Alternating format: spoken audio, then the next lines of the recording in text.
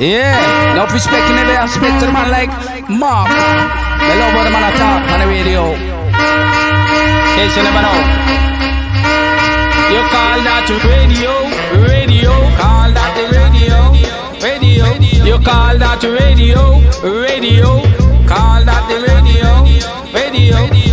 Come and say, eeny, meeny, miny, mo, just go with the flow. Eeny, meeny, miny, mo, just go with the flow. So till you miss a mark, now go bend down low. Till you miss a mark, now go bend down low. Boom. Lot of mercy. Yo. You call that radio. Uruguay.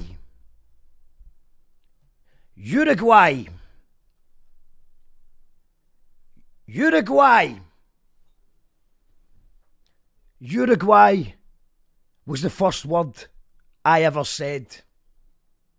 I was only 10 days old, and I remember being at a pub quiz, and they asked the classic pub quiz question, which is, who won the first World Cup? I was only 10 days old, and I said, Uruguay!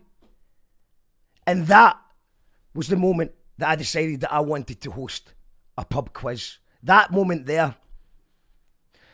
And I think like most kids, when we're all young, I think we all wanted to host a pub quiz. And then life gets in the way, and we stop dreaming. And then a couple of years ago, I just was really tired one night. I'd been walking up a hill and that, and I had a really good sleep, and I dreamt again. And now, this moment today, finally, I get to host a pub quiz. And not just any pub quiz, but the Explorathon pub quiz. This is my World Cup final. You can join in. There's going to be scientists, academics, researchers. They're going to be giving us all the questions. They're going to be supplying all the questions. You can join by just writing your answers down, and then you email your answers into youcallthatradio@gmail.com. Don't worry about that just now. All you need to do is write down your answers on your phone or on a sheet of paper, and we'll explain how it goes later on. We have some big prizes tonight. Some very, very big prizes. And I'm going to tell you about them in a second. But before we do that, I'm just going to give you some time to relax, get a drink, get some food. We're going to be joined by some very special guests. We've got the amazing Josephine Sillers joining us later on. And we also have a bunch of prizes to give away, which I'm going to tell you about. But I'm just going to give you a little bit of background and give you time for more people to join the pub quiz. This is just how I got into doing the quizzes. So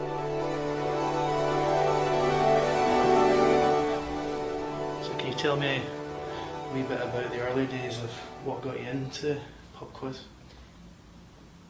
From a very young age, I always knew I was different.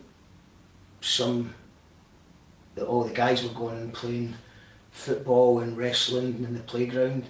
All the girls were skipping and playing with their dolls and stuff. And I was putting my suit on and going down by the water to read out pub quiz questions.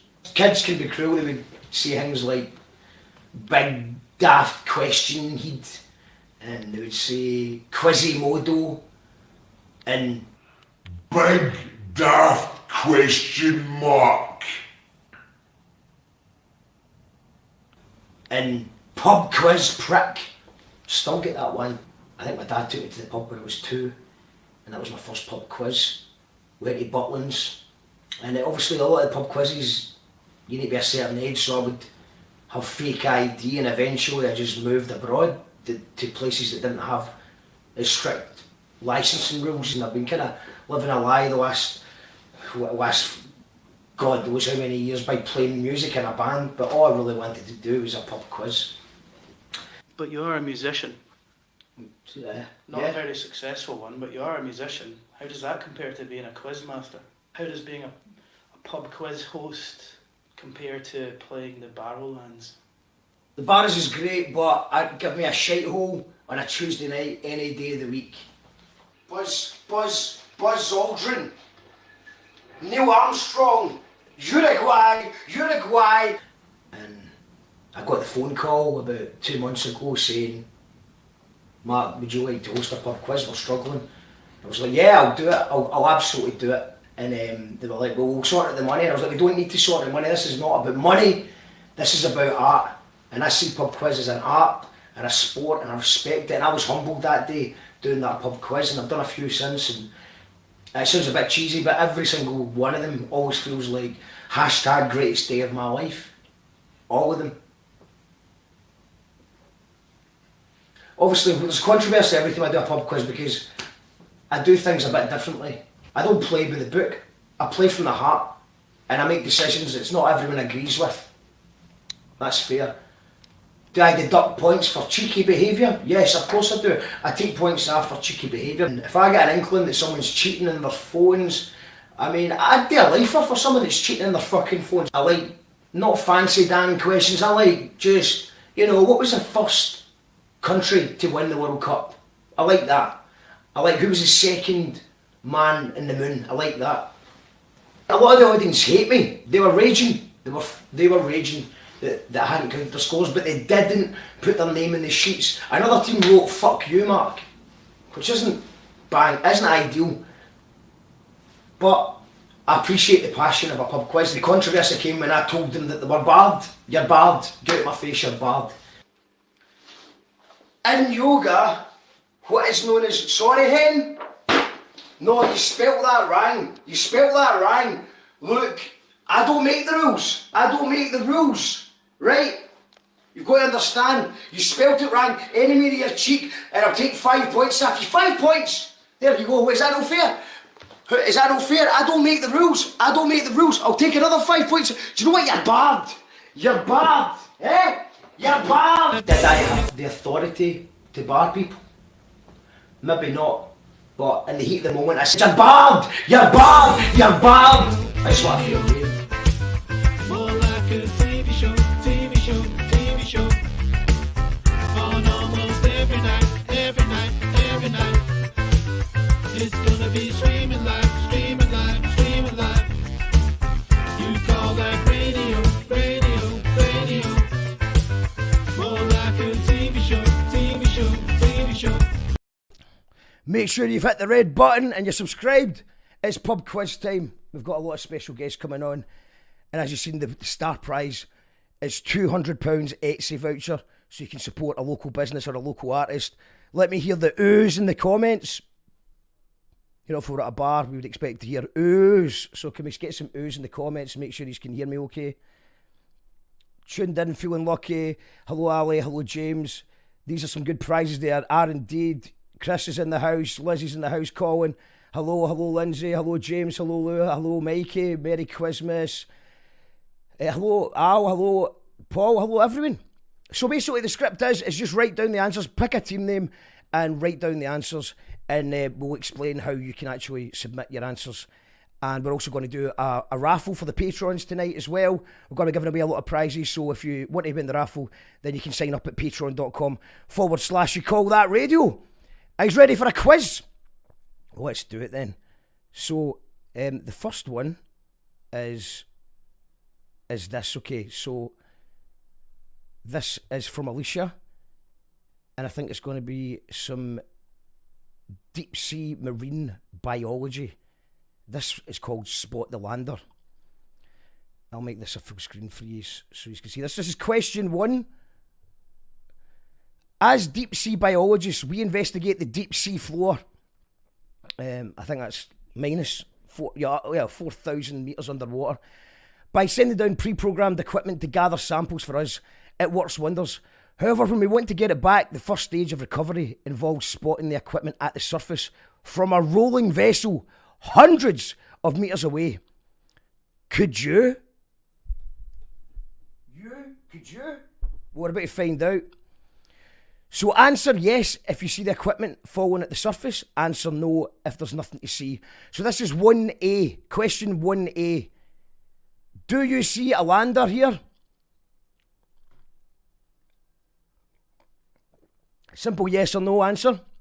That's A, 1A. 1B. Do you spot the lander? Yes or no?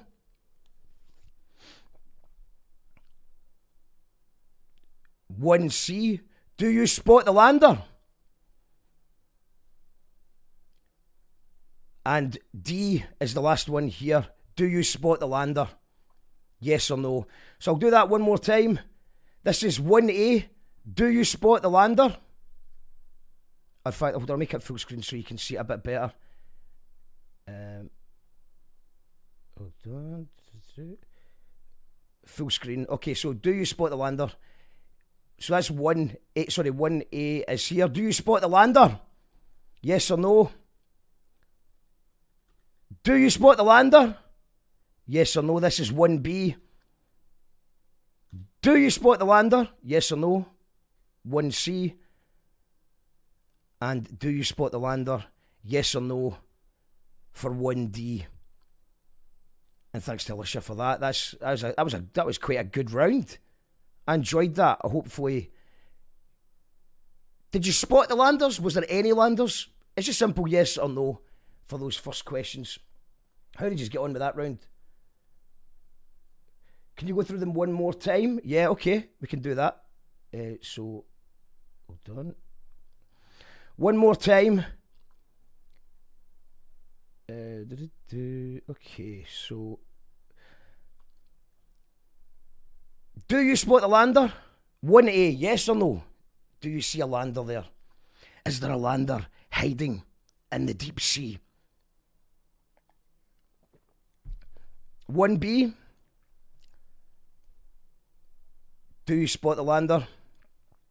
That's just for 1B, yes or no? Do you see a lander? Do you see Nessie? Simple yes or no. 1C. Do you spot a lander in that picture? And finally 1D. Do you spot a lander in that picture? Yes or no? Everyone cool with that? Everyone cool?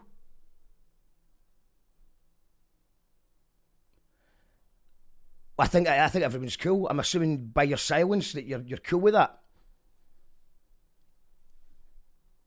Can't tell if it's starting my laptop screen or a lander. Well, I can't do anything about that. Maybe everyone should have wiped their screens before we started. You couldn't. Aye, march on. Yep, everyone's cool. Right, ready to move on. We're going to go to question 2, which is round 2, which I believe is the anatomy round from Deborah McNeil of the Glasgow Science Festival. So, okay, which letter corresponds to the following body parts? 1, prostate gland. 2, poison gland. 3, hold on, I'll just bring that on the screen. So, which letter corresponds to the following body parts? And I'm going to show you a little picture in a second. 1 is the prostate gland. 2 is the poison gland. 3 is corpus spongiosum. 4 is clitoris. 5 is pedipalp. And 6 is internal anal sphincter. And I'm going to show you the picture now. Make sure I don't give away the answers. So this is the picture here. So I'll make that full screen for you guys.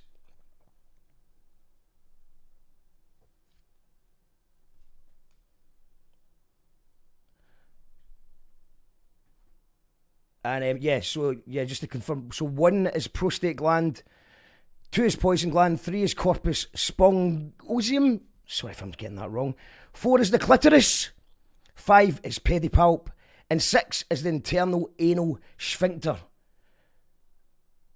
Putting in the chat, thank you very much, University of Glasgow Public Engagement. I'll let you give you another little second to look at that. This is round 2, by the way, question 2. And you're trying to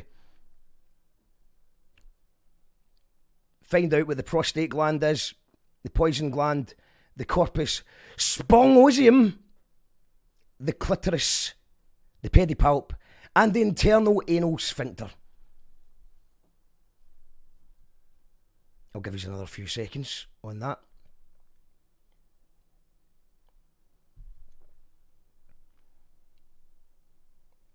I would normally play the countdown music, but it seems like the countdown lawyers are pretty brutal with copyright, and we don't want to get shut down by Carol Vorderman, or, sorry, she's not on anymore, but you know, our lawyers are still there. So that's round two. That's round two. I think we're due a special guest on in a little moment. Let me just double check. Is Megan here? Is Megan coming on the show? I'm not sure if Megan is on the show. This is the historical numerical round from Megan Crawford of Edinburgh University, and it's about historical numerical cognitive bias. So there's a little image here I'll bring on first of all. So that's the image.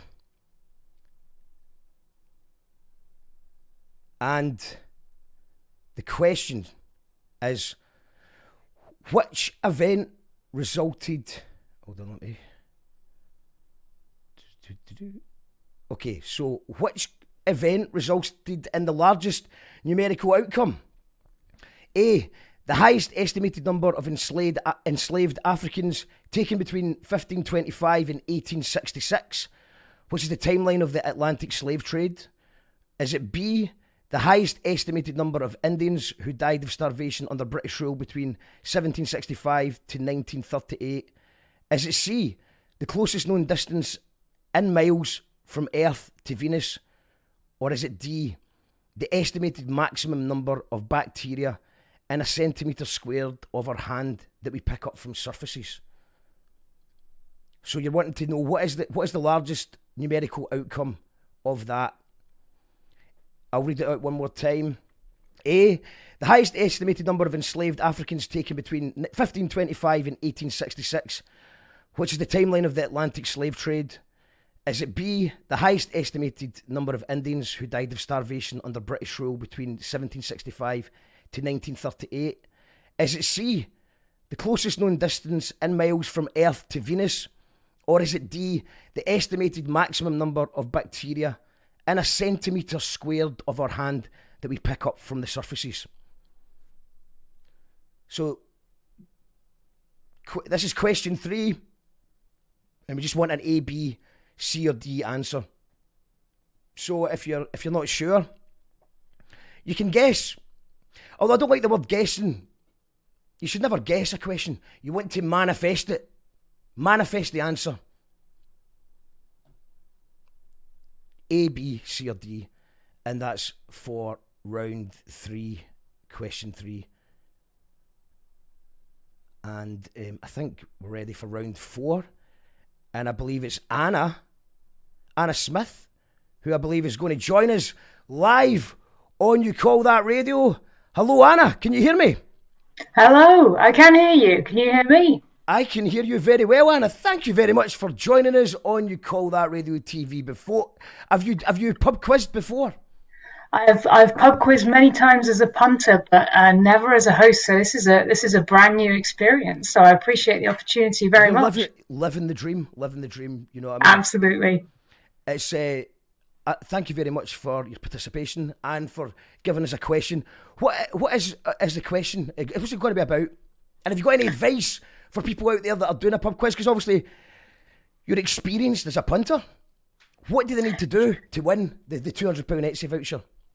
Oh, I think just get the kind of most delicious drink that you have in your cupboard and try and have fun. I find that the more you try and control the pub quiz, the more the pub quiz controls you. So I think just going with it and taking your best guess is my best advice. It's excellent advice. And let's go for it then. Question 4. I believe that we have a PDF file here. So will I just bring that on the screen and you can explain what we're looking at? Yeah, absolutely. Okay, let's go for it. Let's go there. So this is number 4, question number 4. I'll make this full screen. And what's happening, Anna? What's going on? Yeah. Absolutely. Well, what we're doing, what we can see right now is on the left-hand side of the screen. Well, it's left for me. I don't know if it gets flipped around, but you've got an image of the brain there. And in red, you've got the hippocampus, which is the brain area responsible for learning and memory in humans and in a lot of other animal species as well. And it has this really distinctive curved shape you can see there in red. It's sort of like a kind of crescent shape. And its name in English actually comes from the Greek word for a particular animal. So my question to you, pub quizzers, is what animal is the hippocampus named after? And we've got 3 images of animals in the top right there. So is it named after the hippopotamus? Is it named after the seahorse? Or is it named after the sheep? That's a very, very good question. What animal is the hippocampus named after? Could you tell us a little bit about the hippocampus? Sorry, I'm a bit ignorant. I'm more, I'm better at, World Cup questions and astronaut questions. Sort of more traditional pub quiz questions. So what is a hippocampus? So it's a kind of concentrated area of cells in the brain that has connections to lots of other brain areas. So we know that information goes into the hippocampus. We think that there are some changes in the cells that happen there, and then that means that you can basically remember things. So we know from kind of historical surgical records that if you remove a person's hippocampus or if someone gets damage to their hippocampus, that really affects their ability to remember things and specifically to create new memories. So often what you might see with damage to the hippocampus is someone that can remember a lot of stuff that happened before they had a particular accident that caused them to have this damage, but then afterwards their memory, they have trouble making new memories. Incredible stuff. So the hippocampus is very important. Ladies and gentlemen, look after your hippocampus. Indeed. We've got to go for question, so we're round 4, question 2. And what are we looking at here, Anna? All right, so this is following on. We've sort of spoken a little bit about the hippocampus, and now we're kind of going to say, well, it's particularly important in remembering places and travel routes. So if you're a good navigator, then maybe your hippocampus is working particularly well. And so this question is about a study that was published in 2011. There are a couple of neuroscientists called Catherine Wallett and Eleanor Maguire at UCL, which is a university in London, published a paper showing that the intensive training related to a particular job actually made the hippocampus bigger in their human participants. So my question is, what did their test subjects do for a living? Were they A, travel agents, B, Formula One racers, having to remember a lot of optimum routes around those tracks, or were they C, London cabbies, London taxi drivers? Excellent question. I'm actually quite a good navigator, so that means that that might mean that I've got a healthy hippocampus. Yeah, might do. It's because, do you know what? It's because I actually got lost. I moved abroad, and day 1 I got lost. I didn't know where I lived, and then I ended up going to a party, and I didn't know my address, so I was lost all day. And ever since then, it's almost like I take photos of where I'm going because I don't want to be lost again. So I don't know if that's maybe that I've got a good hippocampus or I'm just paranoid I won't know where I live again. But well, sorry, continue, Alison. I was going to say, we definitely know that like paying attention to something is an incredibly effective way of remembering it. I kind of, if I'm trying to remember new people's names, it's something I think everyone struggles with a little bit. Often I have to really concentrate at the point where they're telling me their name. I'm like, yes, I must remember this. And then I can remember it. Whereas if I'm just sort of also thinking about what I'm going to have for lunch, no chance. And it's a great question. And who do you think who's got the best hippocampuses out there? Who is the best at hippocamping? Is it travel agents? Is it Formula One racers? Or is it London taxi drivers? And that's question 4B. And the answer is either A, B or C. Travel agents, Formula One racers, or London taxi drivers. Amazing stuff. And we've got a third question here. Yeah, indeed. So you're getting an awful lot of me by the way tonight. I hope that's all right. It's great. It's great to be here. I'll try and be entertaining enough to earn my time. Yeah. So damage to the hippocampus can lead to a condition called anterograde amnesia, an inability to create new memories, which is what I was talking about a little bit earlier. So if those of you that were alive at the time, cast your minds back to the year 2000 and the film Memento, where Guy Pearce plays a character with anterograde amnesia who records his memories using Polaroid photos and tattoos because he can't remember them himself. Memento was a breakout hit for its director, who has since gone on to make 9 further films, bagging 11 Oscars. But who is that director? Is it A, Christopher Nolan, B, David Fincher, or C, Lena Wachowski? I haven't seen the film. Is it definitely worth checking out then? It sounds great. It's pretty good. It's a real thriller. It's not very cheery. Not a lot of laughs in that film, I have to say. But it's pretty intriguing. I've never seen Memento, and I've never seen The Matrix either. People always make fun of me because I've never seen The Matrix, but Memento can be added to the list of films I've never seen. So this is question 4, 4C or 4-3. You know what I mean. So, and then we go to number 4. I got a football related one in there just to get back to maybe some more traditional pub quiz type. Sport for the sport fans out there. Indeed. So this question is about dementia and sport. So dementia is very sadly a common condition that causes memory loss and other cognitive changes, and it typically arises during later life, so between the ages of maybe 50 and 80.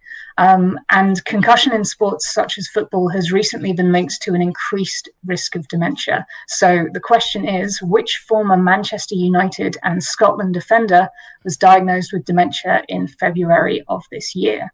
Is it A, Brian McClare, B, Gordon McQueen, or C, Darren Fletcher? And I don't think that photo will give you any help because I don't think any of those people are in that photograph. Just sort of Googled football.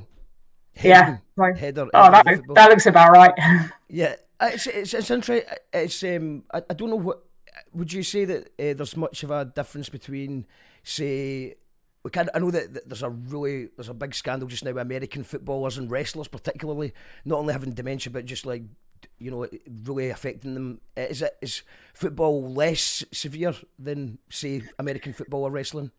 Yeah, it does seem to be that with football it's just you're having fewer collisions, so it's really the collisions that are causing the problem as far as we know. This is still quite new, and it's certainly not my area of particular expertise. It does seem to be that in American football, part of the issue actually is the protective gear for this particular problem. Obviously, the protective gear is protecting against lots of things, but it does mean that these guys just absolutely go for it in these collisions, and it's the repeated collisions over a career. I think perhaps football, it's taken longer for these problems to emerge just because, you know, heading the ball for any particular player might be a rarer occurrence than a head-to-head collision in American football. But I mean, having said that, it's the helmets that's causing the problem. We are also seeing a lot of rugby players presenting with dementia that's an earlier onset than we might expect. One of the things that makes it really difficult to untangle cause and effect is that a lot of people who've had a career in sports with these collisions that are getting dementia are of the age where people in the general population might present with dementia anyway. So kind of untangling why it's happening, why someone's getting an early onset versus another person can be really tricky. Yeah, it's interesting that you say that it is quite a recent thing because I mean, I think it's only been in the last few years you hear about it a lot, but before that you never heard anything. But obviously it just seems to be more common.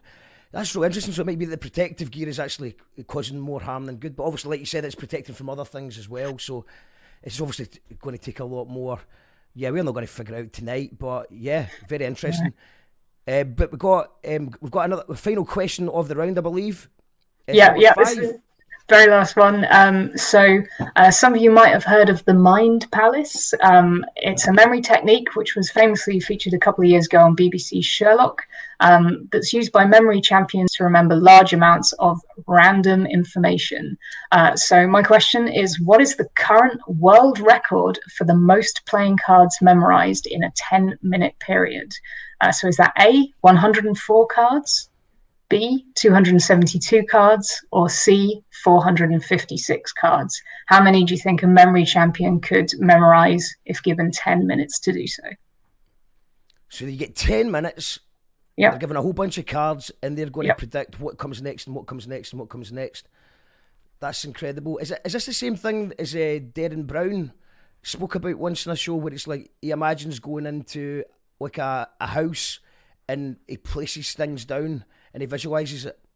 Yeah, that sounds right. Yeah, so it's a lot of different people who need to kind of remember large amounts of things for their jobs might be using this Mind Palace technique. Do you think Darren Brown has a healthy hippocampus?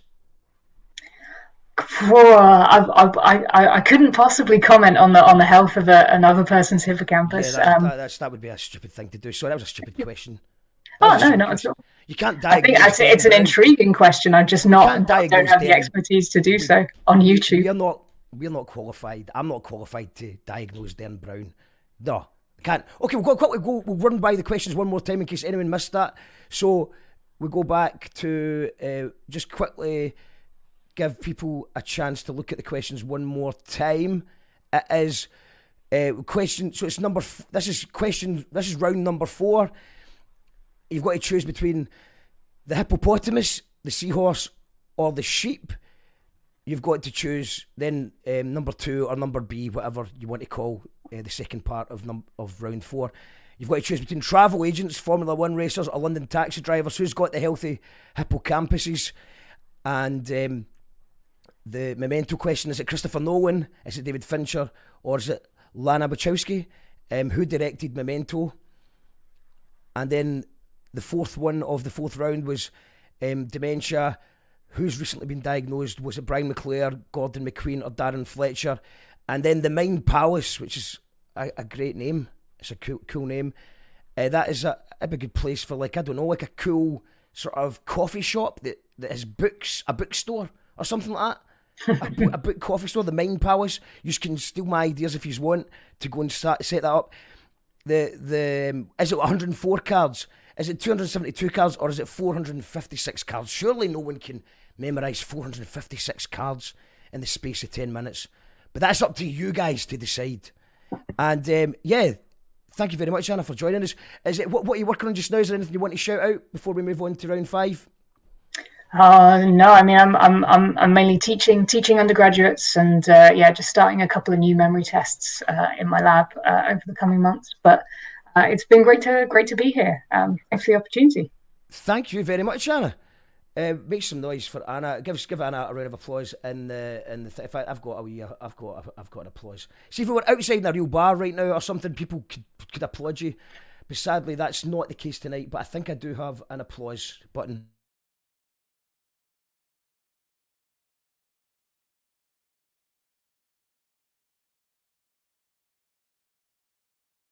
Stream, call that video. You call that video. Call that video. You call that video. Thank you very much, Anna. That was really interesting. Great questions, Anna. Anna is great. Loving this. Round of applause from Lorraine. Round of applause from Paul. Round of applause from the University of Glasgow's public engagement. This is better than The Chase. I've not seen The Chase, so I don't know if is The Chase good. I take it that as a compliment. The Chase is nothing on this quiz, says John Taylor. And yeah, thanks everyone's got. I'm going to need to. I can't read out all the comments. Mikey's round of applause from Mikey. Round of applause from Jake as well. Yeah, that was great. I mean, so I think next we've got Alex. Alex Blanchard is next up. Is Alex here? Hold on, let me just double check. Is Alex Blanchard here? Or am I reading this one out? I'm just putting it into the private comments. If anyone's in the green room Could you just confirm, is Alex Blanchard here or not before we move on to round 5? Thank you, Anna. My head's buzzing already. Learning, says James Stewart. I think that's actually an emoji. We figured out that that's an emoji. And so how he's all feeling, guys? He's feeling confident. They're going to take that £200 Etsy voucher. Like I said, all you do is write down your answers just now, and we'll explain how to actually enter the competition. But just write down your answers just now. And okay, cool. Alex isn't here, so I'm going to just read out this question. So the question is, okay, I've got an image. Okay, cool. So let's go to this. I'm going to show you a wee image here and let me know what you think of this. Look at that. What's that?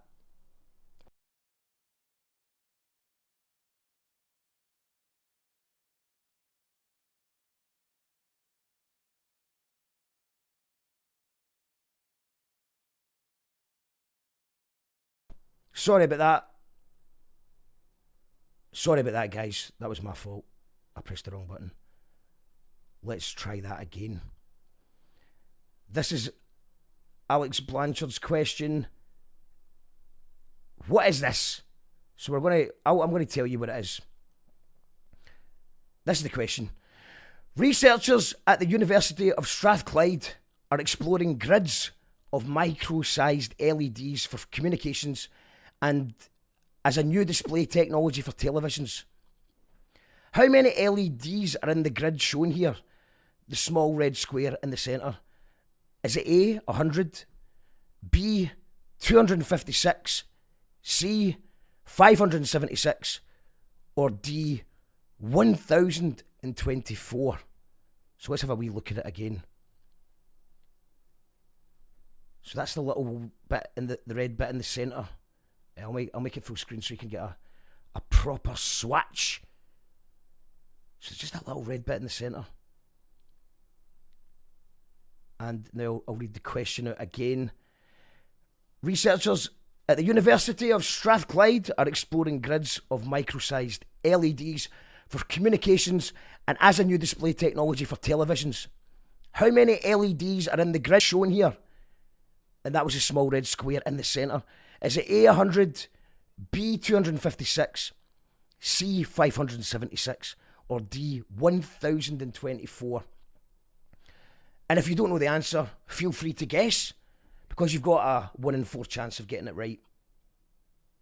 I don't like the word guessing. Manifest the answer. You know this deep down, you know it somewhere. Somewhere in your, deep within your mind palace. You know. Andrew, hi. Mark, it's the Maths Inside Guy. Do you have instructions on how to join? Just write down the answers to the questions. This is round 5. And it's no harm at all in entering just now. Just write down the answers to the questions. And we're going to have a halfway point where you can email in your answers. So we'll get to that soon. Make an educated choice. I like this, Lou.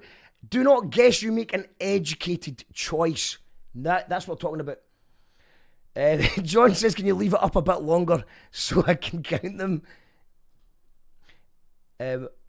Andrew is one of the quiz hosts. He wants to come live in the show. Yes, I'll put the link in the comment. Andrew, I have a question to ask. Okay, yes. That's the link, Andrew. That's StreamYard link. If you just click that, it'll take you to the backstage area. So that's sorry, I don't have time, John, to let you count them. That is enough for round 5, I'm afraid. So we are going to move on to round 6. Round 6. What is round 6? Let's find out. It's Hannah. Hannah of University of Glasgow, and I believe, is Hannah joining us tonight? Is Hannah available? Is Hannah in the house? I don't think she is, not yet anyway. So I'm going to just read her question out for you. This is a good question. What is this an image of? This is round 6. What is this an image of? Apologies to Andrew, by the way. We're talking earlier about remembering all the names. I have had to learn 18 new researchers, scientists and academics' names this week, and I haven't done that yet. But yeah, Andrew, if you click that link, you'll be able to come backstage. What is this image of? This is question 6. What is this an image of? It's beautiful. It looks beautiful. But what is it?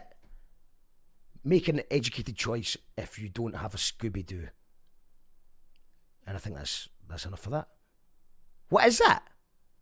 What do you think that is? We might give some bonus points for daft answers if you're just really just throwing it out there as well. We're going to go to number 7, round 7, which I believe is Lizzie. Lizzie Kirkham. I don't know if she's joining us today or not. Okay, so round 7. Which one of the following is true? A. Most people are left-brained or right-brained. B. We see with the back of our brain. And C.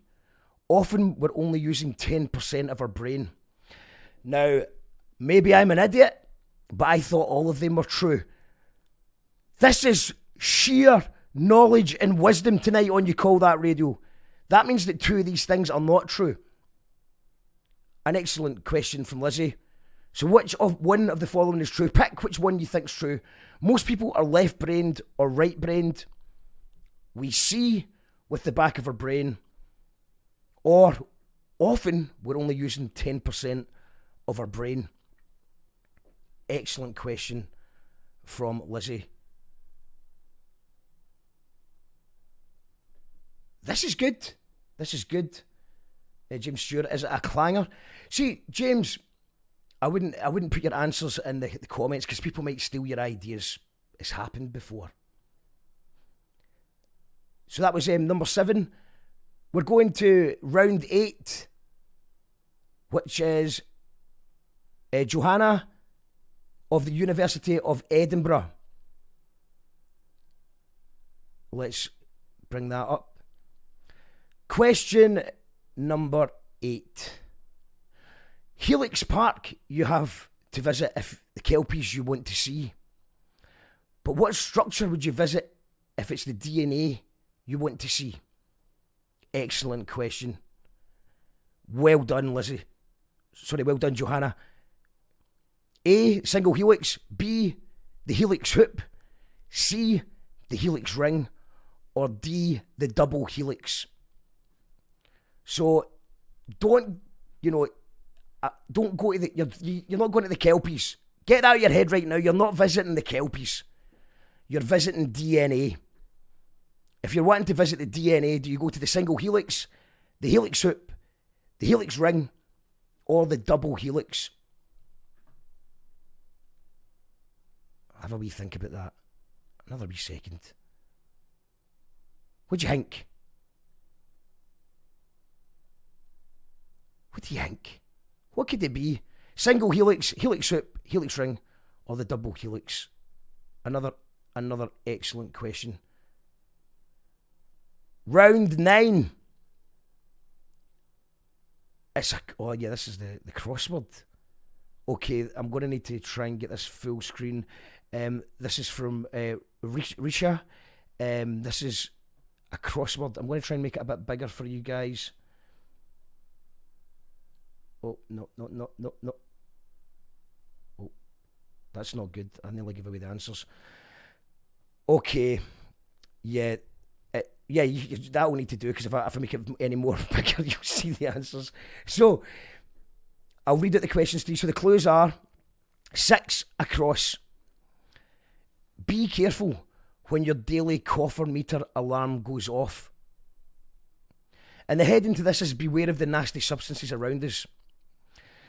So 4 across is a serious foodborne disease. Sorry, I'll start again. 4 across is a serious foodborne disease characterised by hay fever. So I don't know if you can see my wee arrow here. So that's 4 across. A serious foodborne disease characterised by high fever caused by the bacteria Salmonella, popularised in history by an Irish Mary. A serious foodborne disease characterised by high fever caused by the bacteria Salmonella, popularised in history by an Irish Mary. So that's 4 across. 6 across, which is down here, hopefully you can see that down here, is be careful when your daily coffee meter alarm goes off. That's 8 words. Be careful when your daily coffee meter alarm goes off. And top down, 1 top down, is heavy metal contaminant in water. Earned the title of Poison of Kings as it was used to kill off many to facilitate rich inheritances. So 1 down is heavy metal contaminant in water. Earned the title Poison of Kings as it was used to kill off many to facilitate rich inheritances. And then we've got 2 down is the star. The star savers of the present pandemic. The Zen vaccine warriors. 5 words, 2 down. So that's 2 down, 5 words. The star savers of the present pandemic. The Zen vaccine warriors. And 3 down is every puff costs. So every puff costs. And that's 8 words, 8 letters, sorry. And 5 top down is a 3-letter word. It's worldwide approved testing method for COVID-19 makes multiple copies of your DNA. So it's a worldwide approved testing method for COVID-19 makes multiple copies of your DNA. I know that one. I think that's the only one I got. This is a tough round. You're going to need to, I'm sure a few of you are going to need to make some educated choices here. So I'll do it one more time. 4 across was a serious foodborne disease characterised by high fever caused by the bacteria Salmonella. Popularised in history by an Irish Mary. 6 across, be careful when your daily coffee meter alarm goes off. And top down, 1 heavy metal contaminant in water. Earned the title The Poison of Kings as it was used to kill off many to facilitate rich inheritances. That's a 7-letter. 2 top down is the star savers of the present pandemic. The Zen vaccine warriors. That's 5 letters. Number 3 top down is every puff costs. It's 8 letters. And top down 5 is the worldwide approved testing method for COVID-19 makes multiple copies of your DNA. And that's 5 top down. That is a tough round. That is a tough round. Well, it was for me anyway. Can you read out the clues? Sorry? Can you read out the clues? Sorry, let me just check if I can. There is clues. I'll just hold on a second. I just didn't want to bring up the answers. Yes, I will read out the clues. Let me just find the clues. In the meantime, I'm going to just play a 10-second jingle that is going to tell you what you might win tonight, because we've got a lot of prizes to give away. Radio, more like a TV show, TV show, TV show. On almost every night, every night, every night. It's gonna be streaming live, streaming live, streaming live. You call that radio, radio, radio. More like a TV show, TV show, TV show. Okay, so we're going to see the crossword. I don't actually know if I have the clues. I don't think I've got the clues here. I'm afraid. We'll maybe come back to that. Do you know what? We'll maybe come back to that one. If someone could send me the clues, if there is any clues, then I'm happy to read out the clues. I don't see it on the spreadsheet or the Dropbox. All right, that's an old comment. All right, got you. Okay. Let's move on then. Let's move on to round 10. And it's Stephanie Campbell, who I believe Stephanie is here. So round of applause and welcome Stephanie. Hello, Stephanie. Hello. How's it going? It's going all right. How's it going with you? I'm enjoying. I'm always at my happiest when I'm involved in a pub quiz. I love a pub quiz. What about yourself? Do you go to pub quizzes often? I do. I go to a weekly pub quiz here in Edinburgh at the Joker and the Thief. The Joker and the Thief. And is that a difficult pub quiz? Do they pride themselves on being difficult? We got one question away from winning the money one night, and then I myself managed to maybe convince my team an answer that was perhaps not the correct one, and they trusted me too much, despite my warnings. That's a Saurian. That is a Saurian. And what is it? Just to tell us a bit about what you do, Stephanie, before we go into the question. So I'm a PhD student at the University of St Andrews, and I'm doing a PhD in astronomy. So I study how things move about in galaxies. Wow. And how do they move? Very fast, and some things less fast. Swift. Would you say Swift. fairly swift? Fairly swift. Fairly swift. What advice would you give to people doing the pub quiz tonight? I guess enter that mind palace if anyone has one. The mind palace. Think fairly swift and move into the mind palace. So I believe I've got 2 questions from yourself. Does that sound about right? That sounds about right. Amazing. Okay, well, I'm going to bring that on the screen just now. And I'll make it full screen and take it away. Yeah, so my first question for everyone tonight. What percentage of the universe is made up of normal matter? So normal matter, the technical term is baryonic matter, and that's everything that we know, atoms, electrons, photons, everything that we know around us. What percentage of the universe is made up of that normal matter?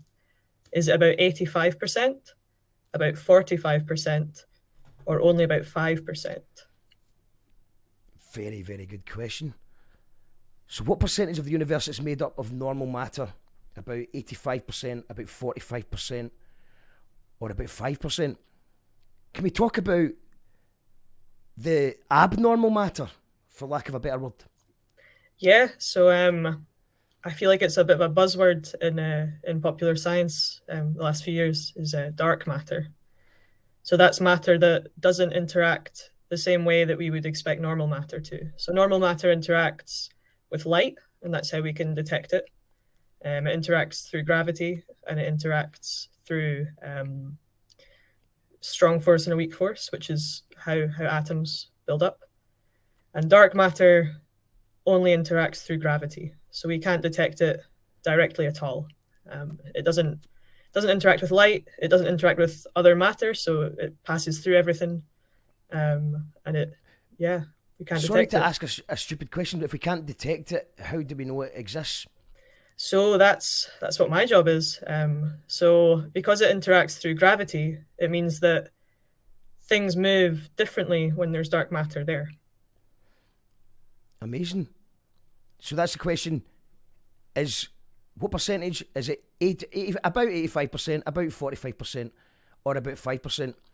When you use the word about, is that because rather than having to have million, do we actually know, or is it just like a rough estimate that we actually know?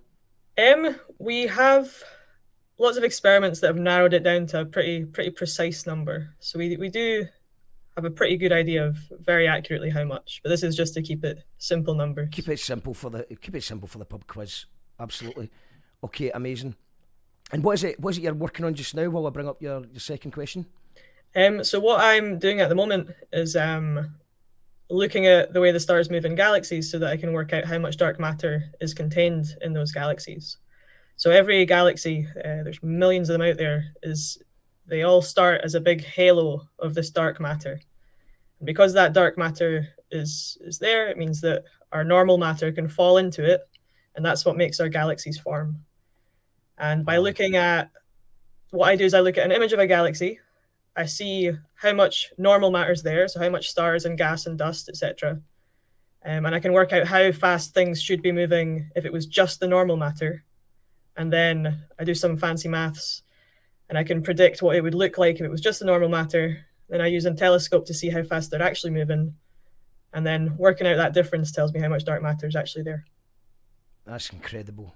Incredible stuff. This is a picture that you've sent me in. What are we looking at here? This is Andromeda. That's a spiral galaxy. It's the closest galaxy to the Milky Way. In a few million years, it's going to actually crash into the Milky Way. Yeah, it's pretty big. It's out there. And the question, do you want me to bring the question up, or do you know it off the top of your head? I say bring the question up. Bring the question up. Okay, so question, this is 10B, by the way, for anyone. This is question 10B. And yeah, take it away. So that image of Andromeda, if I were to magically, in an instant, suddenly remove all of the dark matter from the galaxy, what would happen? Would the galaxy fly apart? Would the galaxy collapse inwards on itself? Or would nothing change at all? Excellent question. So if suddenly we removed all the dark matter from the galaxy, what would happen? Would it fly apart? Would it collapse inwards? Or would just nothing change at all? It's a very good question. So I was actually going to ask, is there any podcast you'd recommend to listen to, sort of in your what you do? Because I really enjoy listening to it. Obviously, I don't really understand much what's going on, but I find it very interesting and relaxing. Is there any podcast you'd recommend? I'm not much of a podcast person, actually. I know that there's lots of different science explained ones that you can find on Spotify that are quite good. Amazing. I think the buzzwords you're looking for are dynamical modeling and dark matter, if that helps you out. That does help me out a lot. So thank you very much for those questions. We're about to go for a musical break soon. I'm just going to see, unless the... have we got any... Yes, we've actually got a Paula here as well. So we'll do... I think we'll do... So we've got Paula, and then we've got... I think we'll just do Paula, and then we're going to have a musical interlude with the amazing Josephine Sillars, and then I'm going to explain how you can enter the competition. So hopefully you're all writing down your answers, and hopefully you've got a funny team name. I think having a team name is very important in pub quizzes. So yeah, have you got a good pub quiz team name? Do you have a regular one that you use, or do you just go with the flow? We are Scraping the Barrel. Scraping the Barrel. Excellent name. Great questions, Stephanie. Jake saying Life Scientific on Radio 4. I'll definitely check that out. Mark, what number are we on? We're on, this is round 10. We're about to go into round 11. That was question 10. And late to the party, do we post answers somewhere, or are we scoring our own cards? So basically, you're just writing down your answers just now, and then I'm going to get you to email all your answers in after the next round, just to make sure that there's no cheating, no cheeky behaviour. And then you will score your own cards when we give you the answers. And we'll be giving you the answers to the part 1 very soon. But thank you very much, Stephanie. It's been great talking to you. And good luck figuring out this dark matter stuff. Cheers. Round of applause for Stephanie. Where is the round of applause button? It's here. Here it is. Amazing stuff with Stephanie. I love that stuff. I really have no idea about any of it, but I do love it. And I think they were really good questions that you can take an educated choice. There's only 3 to choose from. I think we've got Paula just now. I think we've got Paula. Are you there? Can you hear me? Yeah, I'm here. Hi. Hello. How are you doing? I'm good. How are you? I'm very well. I'm very well indeed. How have you finding the pub quiz so far? Have you been watching it? Have you been? Yeah. Do you think would you have done well? Do you think if you were entering it yourself? I'm not sure. Actually, some of the questions were really hard, but I would have made an educated guess. Yes, an educated choice, of course. Choice. Sorry. Yes, that's that. It's no guessing here. It's all manifesting the answer. So could you just tell us a wee bit, before we go to your question, could you just tell us a little bit about what it is you do? Yeah, so I finished a PhD on translators' attitudes towards technology. So like how human translators feel about stuff like Google Translate, and what we can do to make it better for them, because some of them are not happy about it. It's interesting. We get. It seems like AI hasn't figured out the Scottish accent yet. I've got a Fire Stick, and you've got to put in an English accent in order to be heard. And also, like, people always laugh because the subtitles come on this show on YouTube or Facebook or whatever, and they have no idea what I'm talking about. Yeah, no, it's AI is getting better. It's definitely getting better, but it's not there yet. So It's it's not quite there. Not quite nah, there yet. no. So it's good for stuff like gist reading. So if you just want to know what something, what a page is talking about, and you have no idea about the language, then it can be good. But if for publishable quality stuff, you shouldn't use it. You should probably just ask a human. I've already seen your questions, and I think it's a great question. So I'll bring it up just now. So explain the question before we actually explain the question first before we bring it up on the screen. Okay. So what is it we're going to be? What is it we're asking people to do here? So just for fun tonight, I decided to use Google Translate to translate a passage from a famous song, from two famous songs actually. And so what you're going to see is the machine translated version of this song. And I want you to guess which song it is. And they're two absolute classic songs. I'll bring it up on the full screen. Yeah. So do you want to read it out? What Sure. did the machines say? So the machine said, "Then you think you can stop me from spitting in my eyes? That's why you think you're going to love me and die. My dear child, do not let this happen to me, my child. I must get out of here." So is it A is with Caroline, B Bohemian Rhapsody, or C Escape the Pina Colada Song? Amazing. So what do you think that is? What could it be? Is it Sweet Caroline by Neil Diamond? Is it Bohemian Rhapsody by Queen? Or is it Escape the Pina Colada Song by Rupert Holmes? And then we'll go to question B. And take it away. Yeah, and question B is another very famous song that Google translated like this. "I was upset when I saw that we were done. I cannot count the time I cried for you. Look at me now, am I still learning? I do not know how, but I was suddenly angry. There is fire in my life." So is it A, "Don't Go Breaking My Heart," B, "I Will Survive," or C, "Mamma Mia"? What the machine is doing its best. Is it Elton John? Is it Gloria Gaynor? Is it ABBA? You've got to decide. Lucy and Mark's got beef with Neil Diamond. It's just not. I've changed my mind. Neil Diamond's actually made some classics, but I had an issue with him back in the day. That's right. Well remembered, Lou. So is it my arch nemesis Neil Diamond? No, sorry, Neil Diamond's not in this one. It's Elton John, Gloria Gaynor, or ABBA. So it's A, B, or C. And what do you think? Do you think that the machines are actually quite good at, if you speak with a proper BBC television voice, then they're very good for that.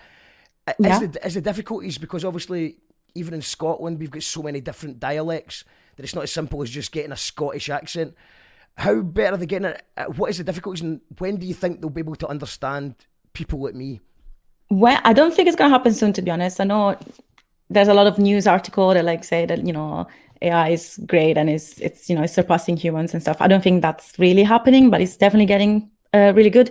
But for example, as you said Scottish, but there's a lot of minority languages as well. And for example, Google is really good with English, of course, but not that good with minority languages. And there's a debate about that as well, because of course, Google Translate is not perfect, but it helps people that speak these minority languages to access information as well. So, there's pros and cons.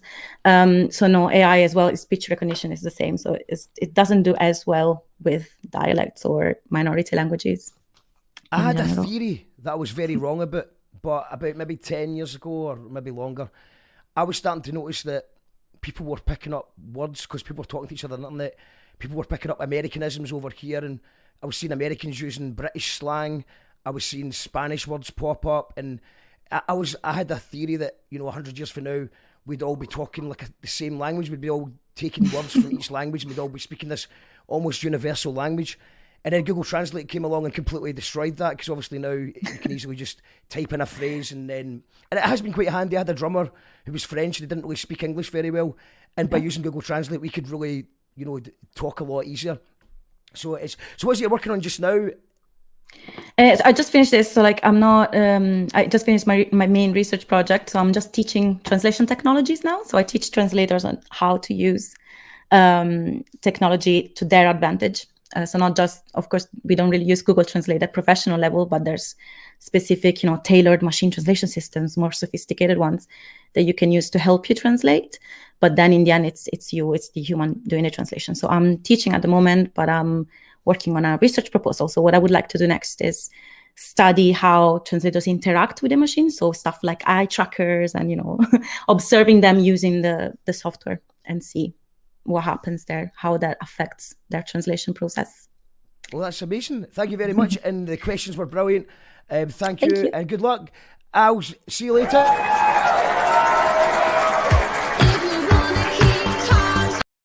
Amazing stuff. This has been a good first part, hasn't it? That's the end of part 1. So now I'm going to tell you how to enter the competition. We have a lot of prizes to give away tonight. So I'll bring up the prizes again. For anyone who's thinking about entering, this is the time to do it. So we're giving away, the star prize tonight is a £200 Etsy voucher. So I'm just going to bring the prices up here just because I can't remember off the top of my head everything. But yeah, it's a £200 Etsy voucher for the winning team tonight. To make sure that you're not cheating, we're going to give you a bit of trust here. But we're also going to need to make sure that there's no cheating, because it's a massive prize.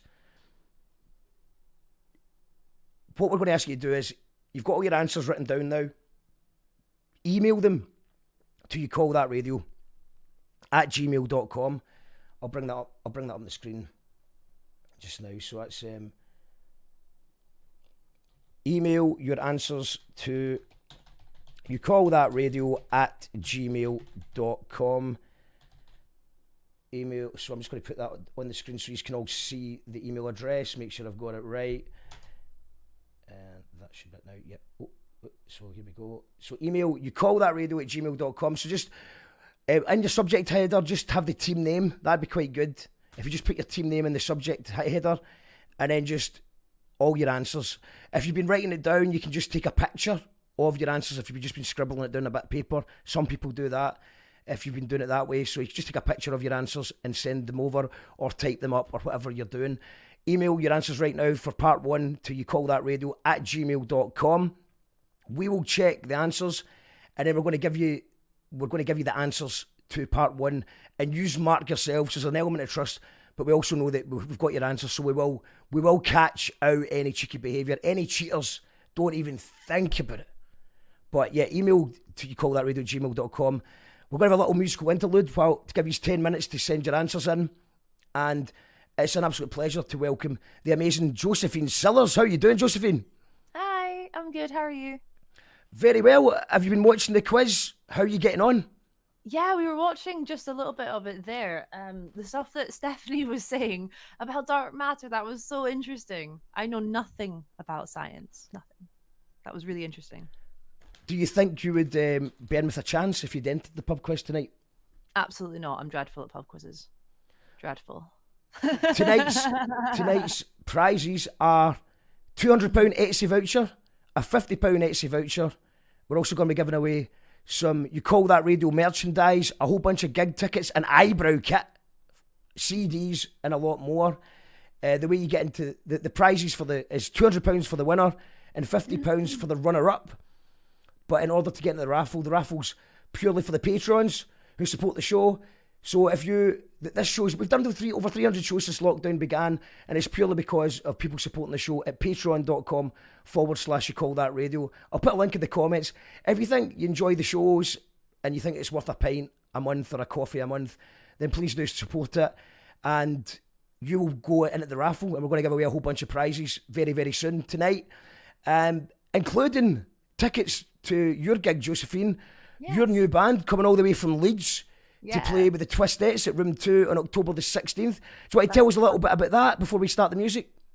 Oh yeah, just really looking forward to this gig. It's with this band I'm in called Rubber Rose, who are a new band in Leeds. It's kind of it's kind of like a rock band. It's definitely like the heaviest band I've ever been in.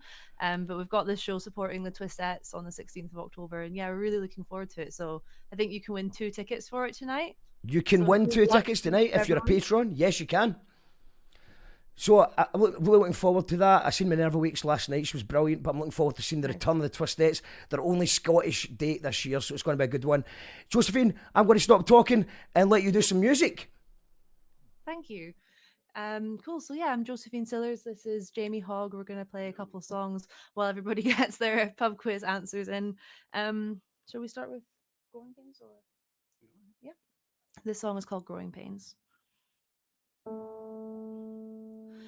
I've been wasting time worth killing mind. Can't find the time, can't find an appetite. Refuse to resign to monotony. Always find that something keeps me up at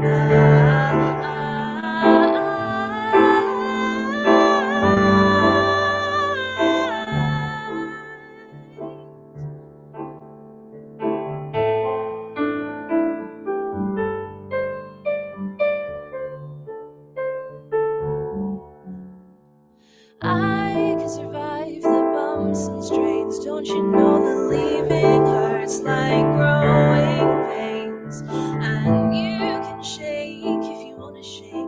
Mind has already healed, but body still can break. Body still can.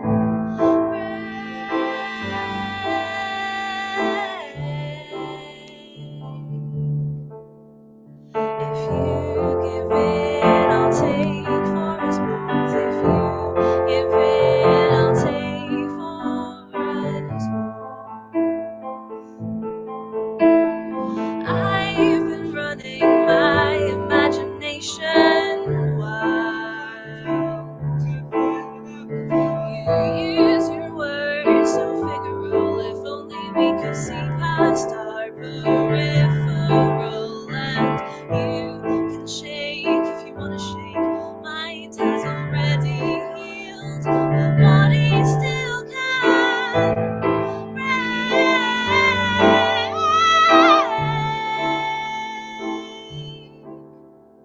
If you give in, I'll take for us both. If you give in, I'll take for us both. If you give in, I'll take for us both. I'll take for us both. I'll take for us both.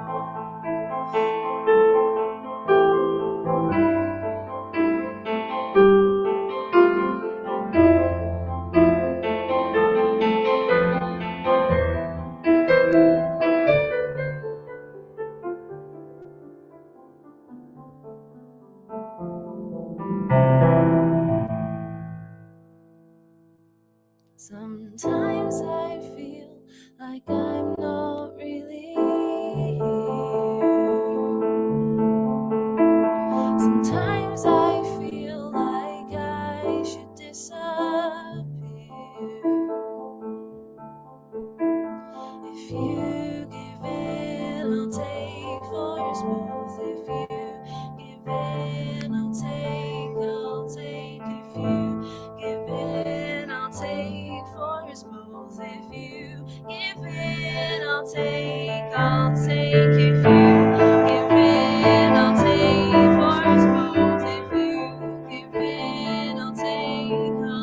If you give in, I'll take for us both. If you give in, I'll take. If you give in, I'll take for us both. If you give in, I'll take. If you give in, I'll take for us both. I'll take for us both. I'll take.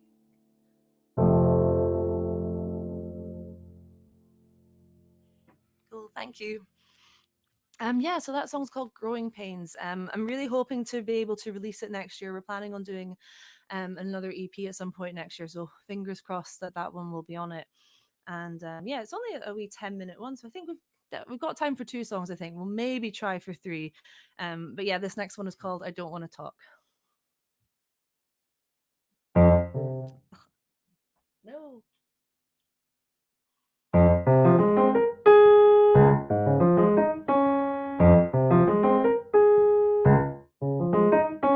Why is it so easy to lie to boys I hate? We dance around politeness while holding back on personal space. If there could be a tempest to take me in her embrace, you probably think that I'm someone I'm not, and it's written all over your face.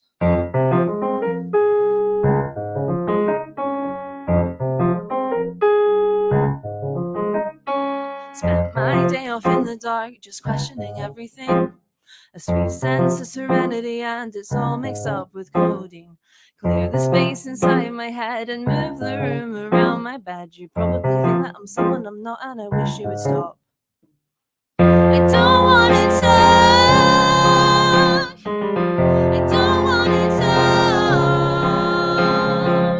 I don't want to talk. I don't want to talk. I don't want to talk. I don't want to talk. I don't want to talk. I don't want to talk.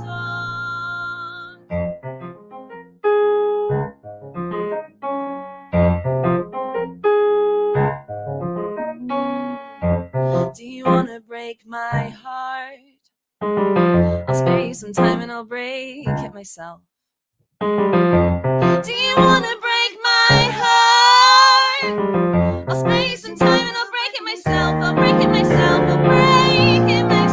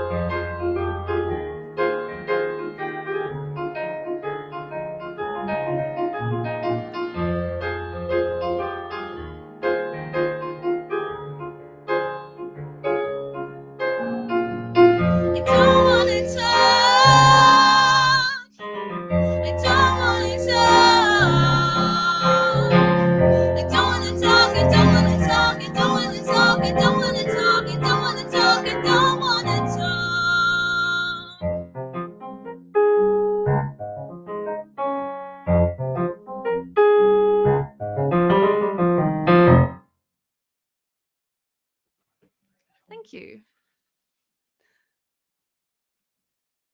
Cool. I'm really sorry. I think Mark's trying to give me a signal on the side to be introducing things, but I can't really. No, read it no, from here that's 'cause the not. thing's quite It's far nothing to away. do with you. Oh, it It's isn't? nothing to Okay, do with you. Just cool. feel sorry. thought No, I you was were- talking to someone else. I was sorry. I got You're really okay. confused there. Just ignore me. Just you ignore it. Just you play the music. You're doing very well, by the way. I'll give you a round of applause because it's a bit quiet. In fact, I'll give you the actual round of applause button. Sorry Where about is it? that. No, I could just see some little text box come up and I Just pretend it never happened. Pretend it never happened. I'll give you a round of applause and take it away. Cool. So we do. Cool. We'll do problems with power. That's all right. Cool. Yeah. So this is a really old one of mine. If you've seen me perform before, you've almost definitely heard this song. But to those who haven't, it's called "Problems with Power." And yeah, this is how it goes. Hope you enjoy.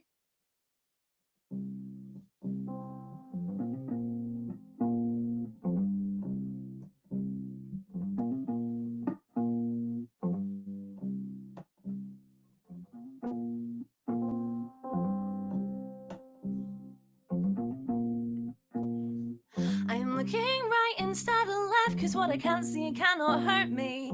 It's the time of the night where I'm tired and lonely, can't shatter the glass even though I can't breathe. I guess I'm not trying, I guess I am lying to myself and everyone in front of me. God knows they say I'm my finest star, but everybody's got their problems with power. Everybody's got their problems with power. Everybody's got their problems with power. These cigarettes we smoke, they taste like cancer on my lips. Maybe all my problems would be solved if I pull myself in at the hips. If my legs were taller and my body smaller, I'd be fighting with the rest. God knows this ain't my fighting star, but everybody's got their problems with power. Everybody's got their problems with power. Everybody's got their problems with power. Everything I let go gently. If I drop too hard or drop too fast, I know the shock will surely kill me. Their names are everywhere you look, and I have never been so angry. God knows this ain't my finest hour, but everybody's got their problems with power. Everybody's got their problems with power. Everybody's got their problems with power. When the ego is tempted, it becomes reckless, and I feel objected a lot of the time. It's a name on a tongue, and it don't taste like love. Tastes like forgetting my integrity, but I am still standing, and they are still laughing. Although all these laughs sound like mocking to me, God knows this ain't my finest hour, but everybody's got their problems with power. Everybody's got their problems with power. Everybody's got their problems with power. Da da da da da da da da da da da da da da da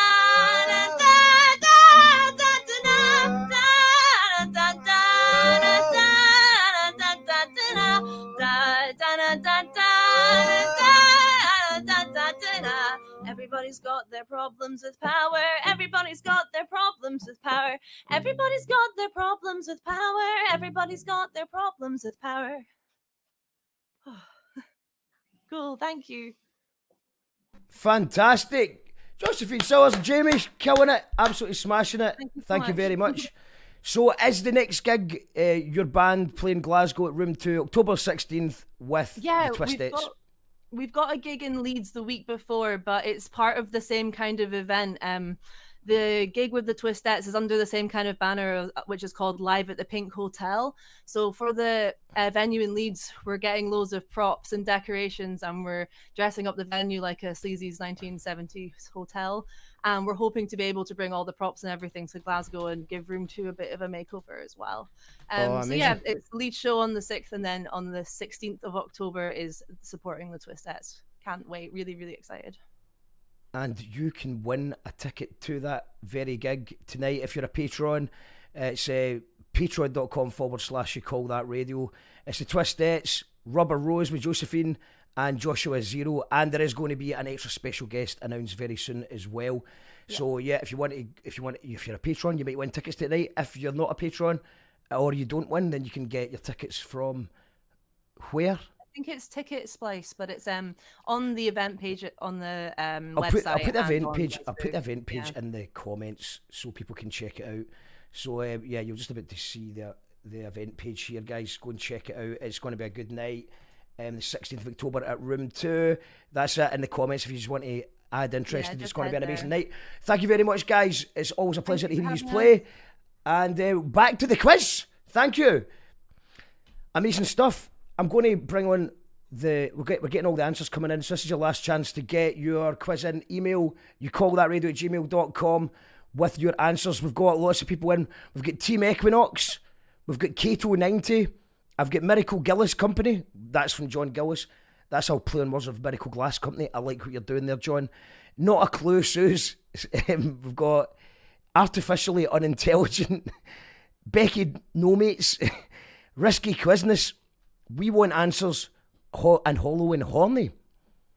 So I've got all your answers here, guys. You're in it to win it. One of you is going to walk away with a £200 Etsy voucher, and the runner-up will get a £50 Etsy voucher, and we've got a whole bunch of other prizes to give away in the raffle. But I'm going to invite onto the show the amazing Zara Gladman. Hello. Zara's been working tirelessly behind the scenes to help bring this all together. Are you enjoying the quiz so far?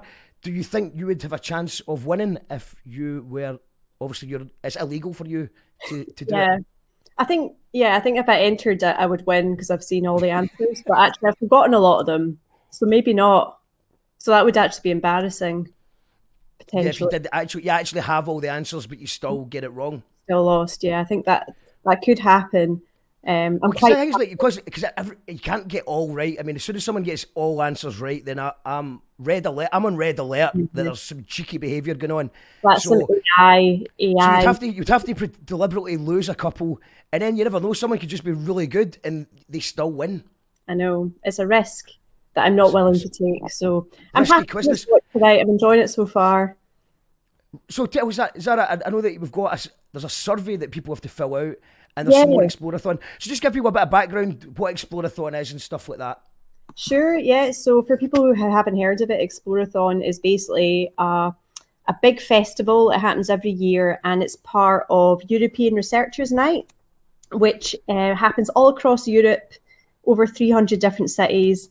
And the point of it really is to try and connect people with the research that's happening in universities across Europe. So that's kind of what we're trying to do tonight. We're having fun, but we're also kind of giving you a bit of a flavour of some of the research that goes on in Scottish unis. And of course, we've thrown in some prizes as a little bonus. But Explorathon, we've got loads of stuff going on. There's been loads of events happening through the week. And there's more to come still this weekend as well. So if you jump on the website, explorathon.co.uk, you can see the full programme there. Oh, no, wrong one. Oh. It was the wrong one. I'm just bringing up the flyers. That's Hidden Door Festival. Another great festival. That was for Hidden Door Festival that happened last week. That was playing it. So yeah, you can't go to that because it's already been. That is in the past, but in the future there are still Explorathon events. So there's still tickets for a couple this weekend. I've got the Italian and Spanish language tasters. Is that right? Yes, so this is a free event if you want to have a go at learning some Italian and Spanish. Maybe you're planning to start traveling again, so could be useful. All ages, so whether you're a child or an adult, you can drop in. It's all online, COVID safe, it's on Zoom. So there's a little URL there, tinyurl.com/Explorathon languages. You can book tickets for that, and that's run by Glasgow University's Modern Languages School. So that'll be a good one. Are the universities in competition with each other? Like, so I've never been to university, but is it friendly rivalry or is it like competitive? Like, what is it like? I would say friendly rivalry for sure.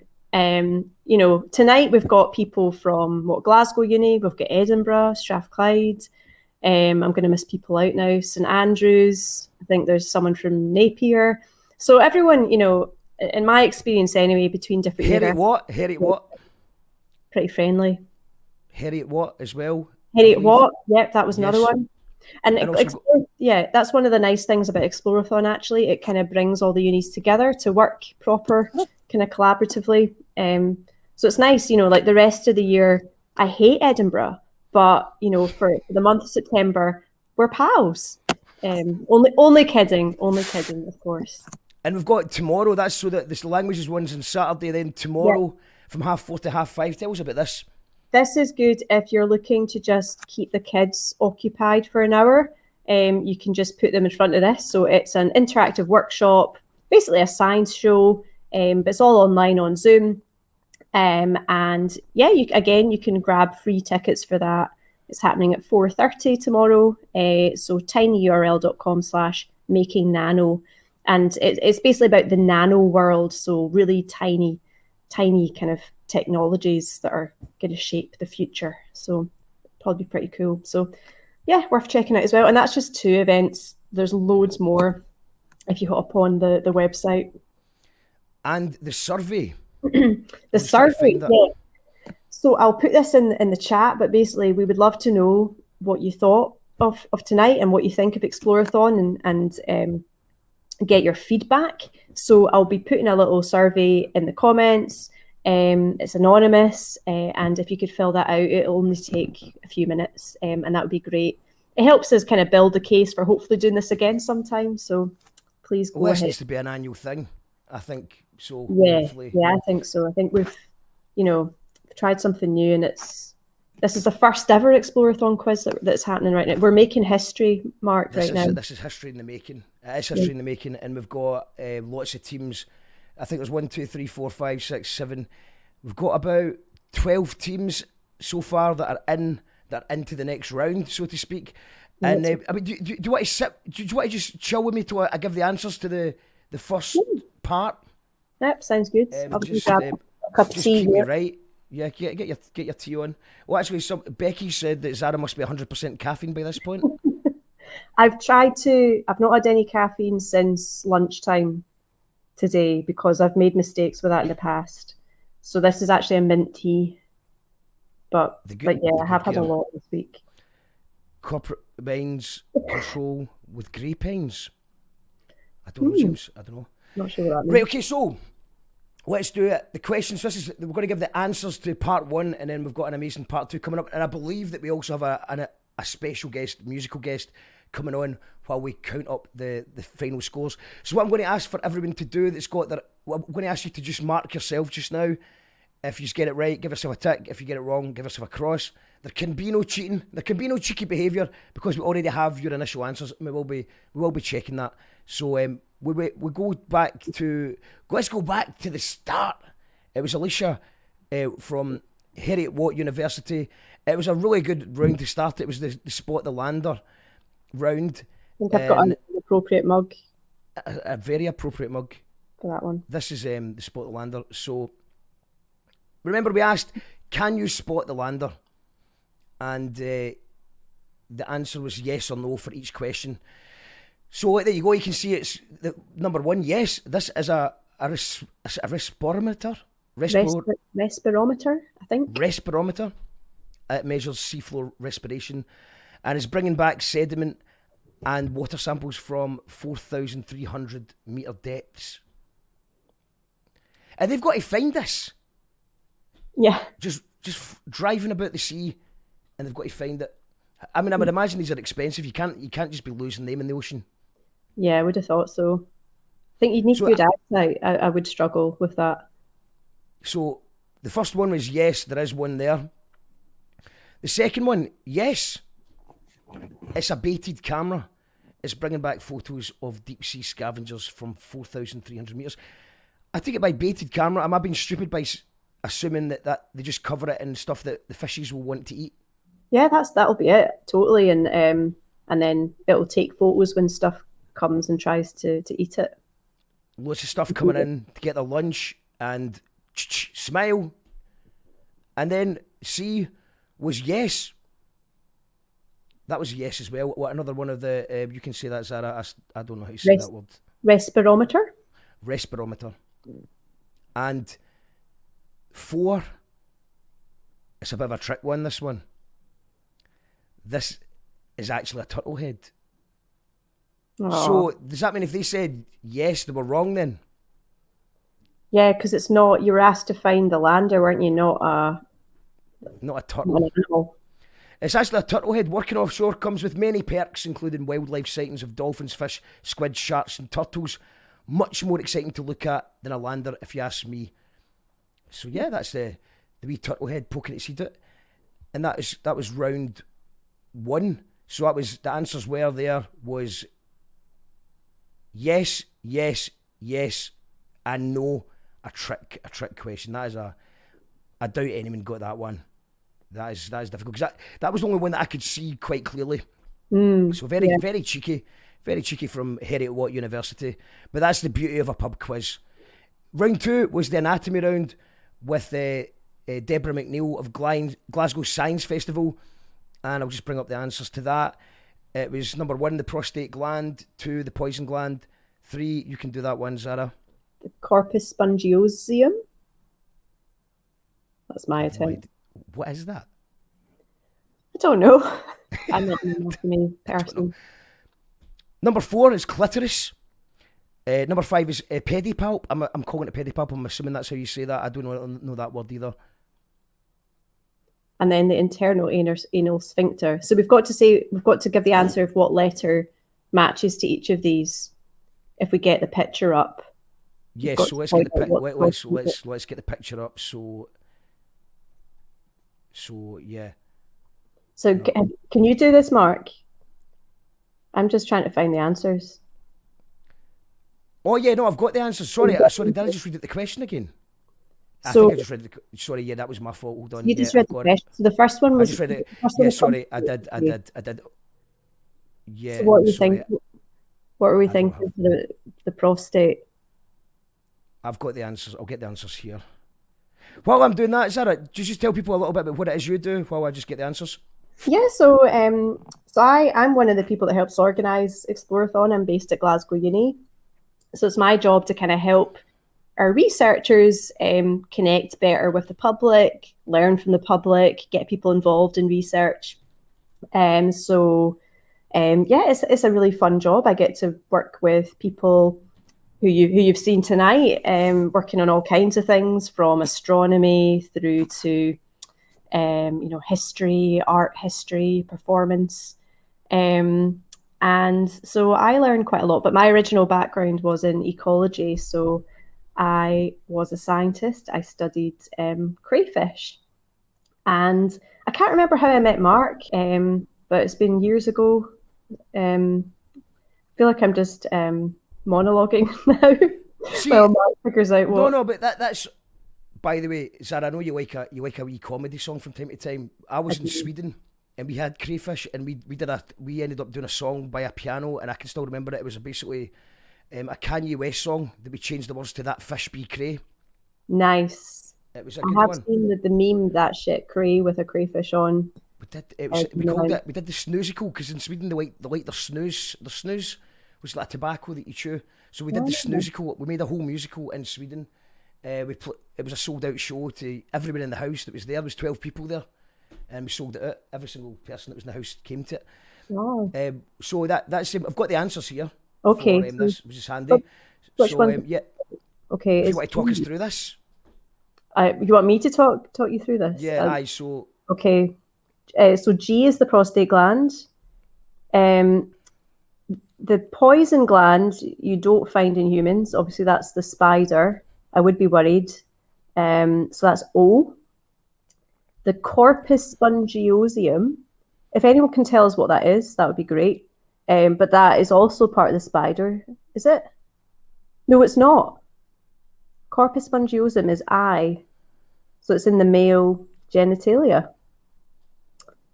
The clitoris is E in the female form.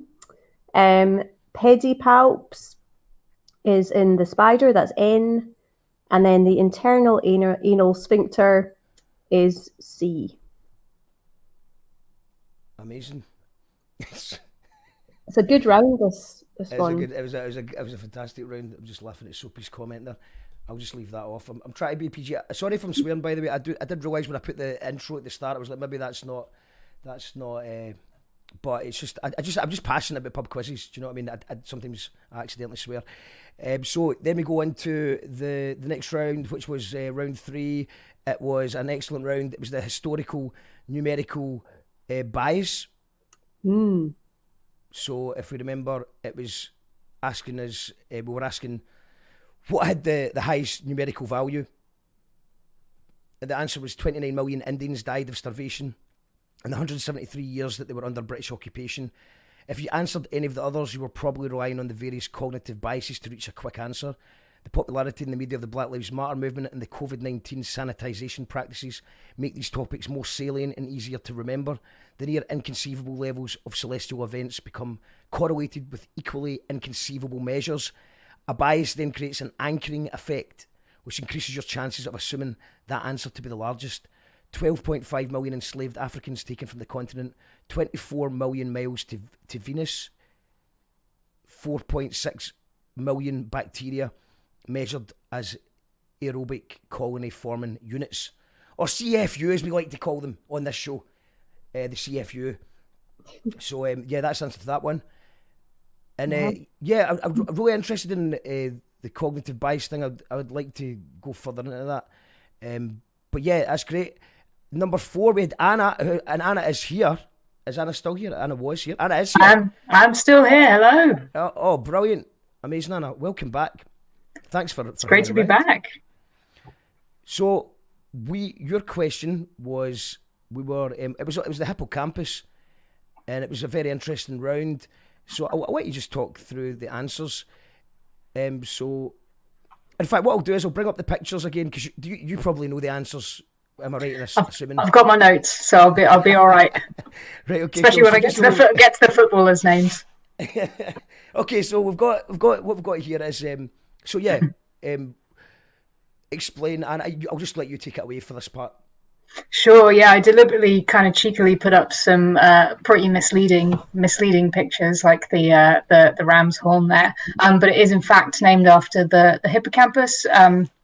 So I was trying to look into like exactly when this term was coined, and it's been attributed to Julius Caesar Arantius, who is not the famous Julius Caesar. I mean, I guess maybe he's famous if you care about when the hippocampus was named, like me. But he was an Italian surgeon who published the description of it in 1587. And it comes from the Greek, so hippos means horse, and that's where we get words like hippodrome from, if there's anyone else who's ever been in Bristol, and campos meaning sea monster. So it is indeed, the answer is B, seahorse. Should have led with that, but yeah, the answer is B. And of course, no, I don't think you lead with the answer, or maybe you should lead with it. I don't know. That was quite good because I wasn't sure. But then we go back to this is probably one of my favourite questions so far tonight. It's who's best at remembering places and travel routes. So yeah, take it away, Anna. So the answer to that one, I'm going to lead with the answer this time. I'm mixing it up. So the answer to that one is C, London cabbies, London taxi drivers. So I'll kind of couch this by saying it's possible travel agents and Formula One racers have amazing hippocampuses as well. I'm just not aware of any studies on them. But the London taxi drivers are basically, as far as I can tell, one of the most well-studied populations, certainly in the south of England. There's plenty of studies on them, and it's because they do this kind of extraordinary training that takes about 4 years called the knowledge, which is to memorize all of the really sort of intricate and messy streets of London. To be able to navigate around them without reference to sort of any a map or sort of AI. They've found that it actually does make the hippocampus bigger doing that particular training, and they've kind of established that it's not just people that have bigger hippocampuses anyway are more likely to go and do the training and become a cabbie. It's actually the training that changes them. And meanwhile, the Formula One drivers, they just drive round and round and round in a big circle. And yeah.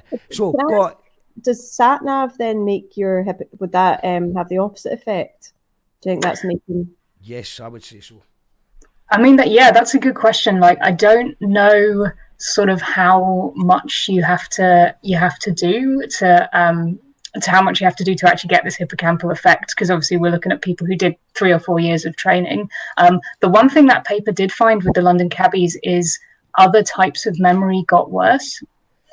Or other types of reasoning got worse. So even though the cabbies that qualified, they were amazing at this task, which was like judge the distances between London landmarks, they got worse at a memory task which was trying to redraw like a complicated shape that they'd seen 30 minutes earlier.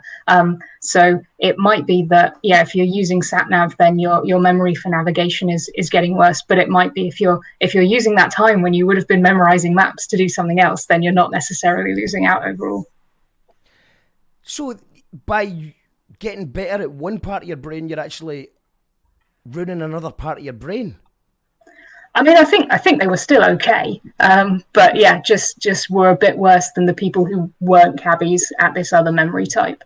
But I think they're still pretty all right overall.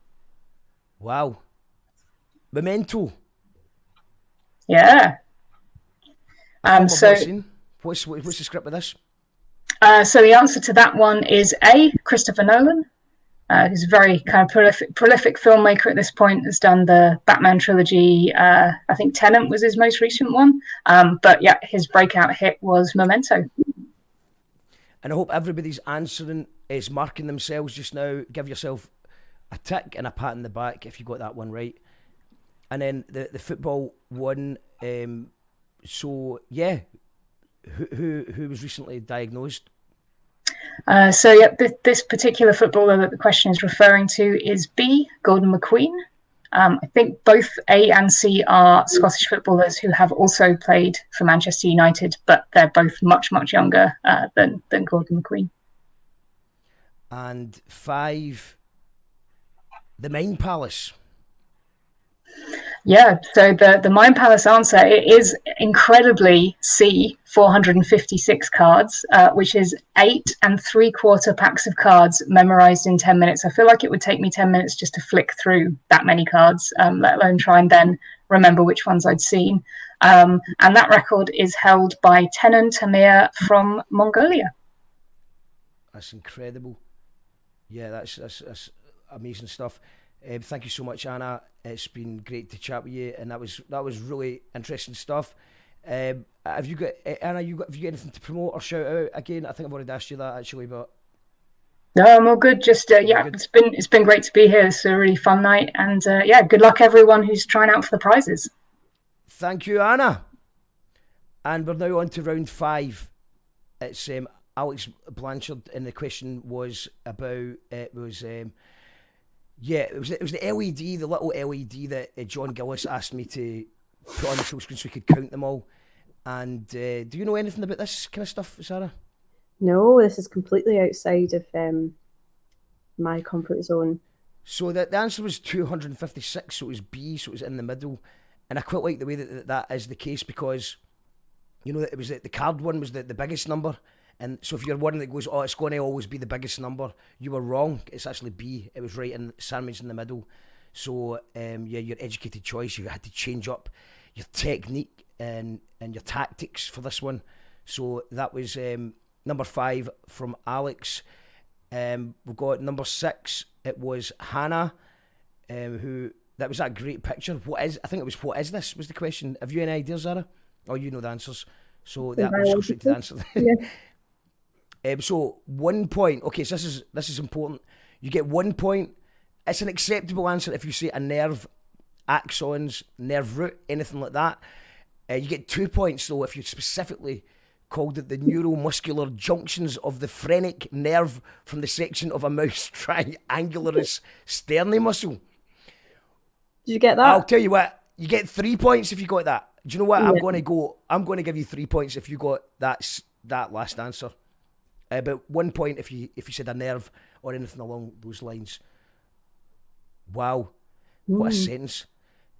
And number 7 was Lizzie, and the question was, which one of the following is true? Most people are left-brained or right-brained. We see with the back of the brain, or often we're only using 10% of our brain. And this is a great question because I believed all of them. And the answer was 7. We see with the back of the brain. So it's number B, not C. We see with the back of the brain.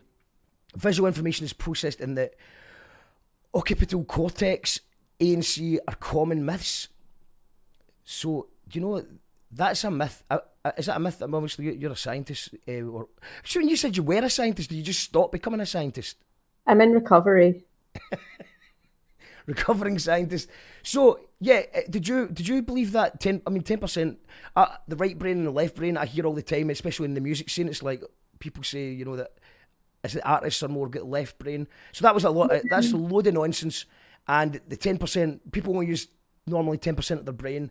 Just an absolute myth. You've been lied to. You've been lied to. So, and then we go to the crossword. Now, the crossword was, I would say, the hardest one out there. And there wasn't really any, you couldn't even multiple choice it. You did give some hints, though, didn't you? The what, sorry? You did give some hints. Yeah, I did accidentally move the screen. So maybe that helped. Yeah, well, I mean, I think it had to be quick, but if somebody's just suddenly doing really bad at this quiz and then they suddenly got all of this right, then we know that you paused it and rewound it. Yeah.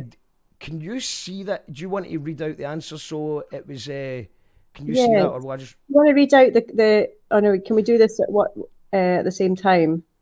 Okay, so the first one was a serious foodborne disease characterised by high fever caused by the bacteria Salmonella, popularised in history by an Irish Mary. So that's typhoid. It was typhoid. 6 across was be careful when your daily coffee meter alarm goes off. Caffeine. It's caffeine. And top down was heavy metal contaminant in water, earned the title of the poison of kings as it was used to kill off many to facilitate rich inheritances. It's arsenic. 2 is the star savers of the present pandemic, the Zen vaccine warriors. Astra, as in 3, AstraZeneca. AstraZeneca, of course. I had no idea. I didn't get that one. 3, every puff costs. Nicotine. And 5 was worldwide approved testing method for COVID-19 makes This is one you said you knew. is PCR. I got that one.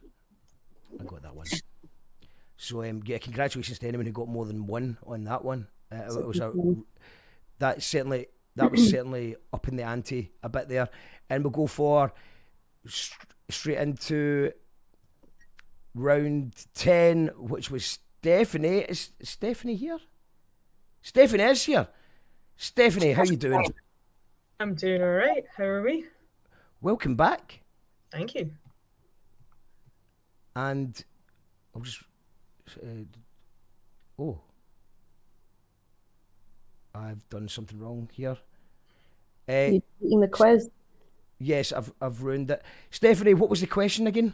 My first question was how much of the universe is made up of normal matter?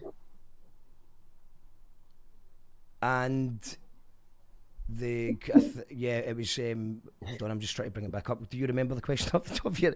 Is it A, B, or C? Just basically what happened is I've just deleted that, and I'm just having to upload it again.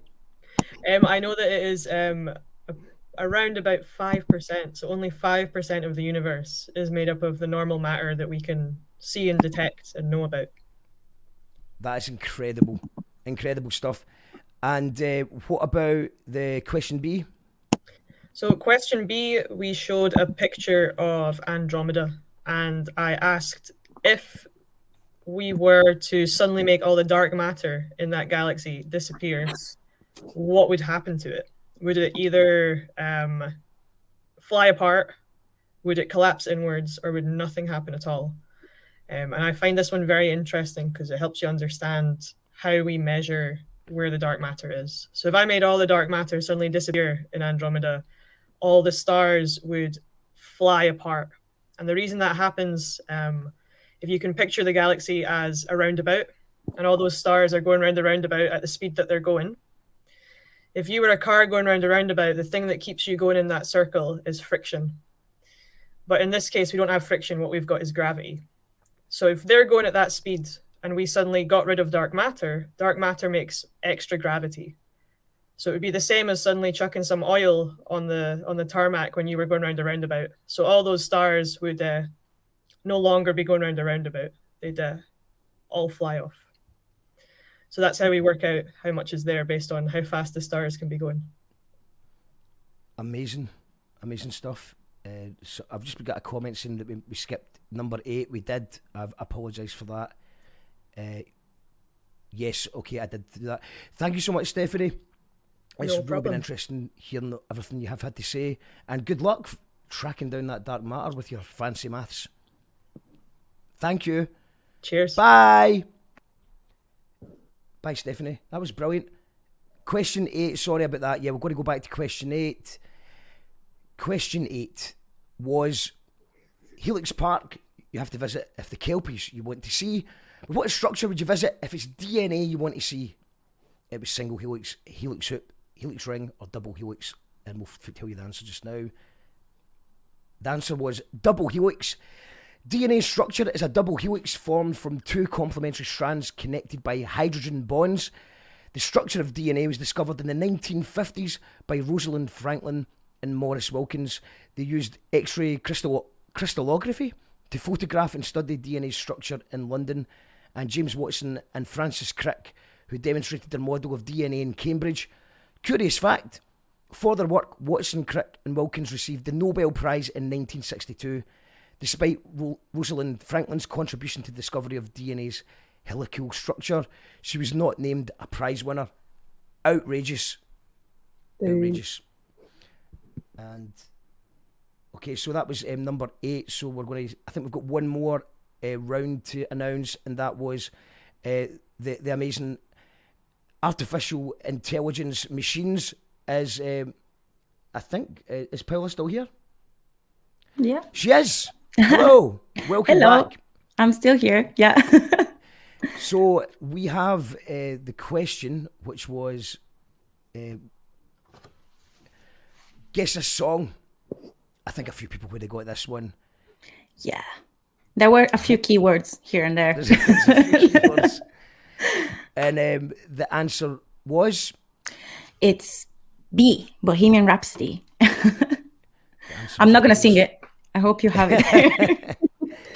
And the answer to B? This one was Mamma Mia by ABBA. Answer C. Amazing stuff. And that's us finished part 1. Everybody, mark yourself appropriately. No cheating, no cheeky behaviour, please. And how do you think you would have done, Paula? And if you were into the quiz, do you think you would have won? I didn't actually count the points, but no, I usually don't do well at pop quizzes. Really bad. Well, but I would have guessed songs. You're very good at hosting pub quizzes, so well done. Thank you very much. Thank you. And we're going to go on to part 2. Thank you. So it's part 2 time, and everyone. Now I would also ask everybody to mark yourself just now and send in your score to youcallthatradio@gmail.com. So if you could do that just now, tally up all your scores and send your numbers in to youcallthatradio@gmail.com, and we'll get a rough idea of who's winning, who's losing, and who's in the middle. That'll be good. And I think we're going to just go straight into, while you do that, we'll go to question 13, which I believe is Alexandra. Okay, do you want to read this one out, Sarah? Sure.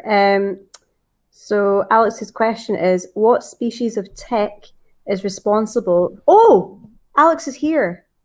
I'm just going to stop reading out the question because Alex is here. Can we get Alex? Hi. I got a message saying someone wasn't going to make it, and I thought it was you that couldn't make it. Sorry, that was. I'm still here. I'm still in the lab. Alex, wasn't it? It was another Alex. You're in the There's lab. a lot of us. Yeah, that got confusing. So yes, Alex, please give us a wee introduction. What is it you do? So I'm a PhD student at the Centre for Virus Research, and I work in the Brennan Lab where we look at viruses which are carried by ticks. So yeah, that's what I do. Can I ask a question? Like, people are getting ticks. In fact, no, we'll talk about this when we get to the answer, actually, because I think I'm going to give things away. So, amazing. Let's get to the question. So my question is, which species of tick is responsible for the most bites humans get in the UK? So basically, if you were to go outside and be bitten by a tick, what species is it that you're most likely bitten by? We're probably looking for the Latin name, but also if people don't know the Latin name, they just know the common name. That'll also do because it's got quite a few of them. So we'll give them 1 point for the common name and 2 points for the Latin name. Does that sound fair? Perfect. Amazing. Great stuff. So, and is it close? Is it a close? Who's biting the most, or is this one way out in front? So from everything I've kind of read, it's more there is one which is way out in front. Though if you're looking at kind of specific areas, that might differ. But overall in the UK, there is one which is kind of the clear winner. A clear winner. Who is the clear winner? What species of tick is responsible for the most bites humans get in the UK? And what about other countries? Is it similar? It depends where you go. So there's none in kind of Europe, UK, this kind of part of the world. But if you go a bit further out, you actually find ticks which, instead of doing the standard hunting behavior where they'll just hang about on a branch or tall grass and wait to latch onto something, there are species of tick out there that'll actually run after people to try and bite them, which is quite terrifying. I'm very glad they haven't made their way over here. Amazing. Well, Alex, I've got some questions for you about ticks, but I thought we should give any people any more clues. That is the question. Let us know your answer. Thank you very much, Alex. Hopefully you can come back on and tell us the answer in a little bit. Thank you. Bye. And so that's number 13. Do you think you do know the answers? Sarah, but obviously you hadn't seen the answer before. Did you think you would have got it? I wouldn't have got the Latin name, no chance, but I think I might have got the tech. Yeah, I think I would have got it because I don't really know that many. Yeah. Question 14. Researchers at the University of Glasgow are using state-of-the-art techniques to manipulate drops of liquid and control chemical reactions at a tiny scale. What do they use to manipulate the drops? Is it A, sound waves? Is it B, heat? Or is it C, bacteria? So that's researchers at the University of Glasgow are using state-of-the-art techniques to manipulate drops of liquid and control chemical reactions at a tiny scale. What do they use to manipulate the drops? Is it A, sound waves, B, heat, or C, bacteria? What is it? Do you know? Then write it down. Number 15. Question 15. This is yeah, I'm glad you're here, Zara, because you can help me with this one. This is quite a long one. So we're going to go for 15A. The question. So 15 is quite a big round. This is an important round. If you think you've not done very well so far, this is the one that could change the game for you. The Glasgow subway opened in 1896. No. Sorry? Who put this question in? Is this sorry. This is Rachel Leckie of Glasgow Museums. Cool. Shouts to Rachel. She's put a lot of work into this round, and there's a lot of points to be won in this round. So this is very important that you pay attention to this one. The Glasgow subway opened up in 1896 and is the third oldest underground railway in the world. Apart from London, which other city had an underground railway before Glasgow? Was it A, Paris, B, New York, or C, Budapest? And I'll just leave that up there for a wee second till you have a wee think.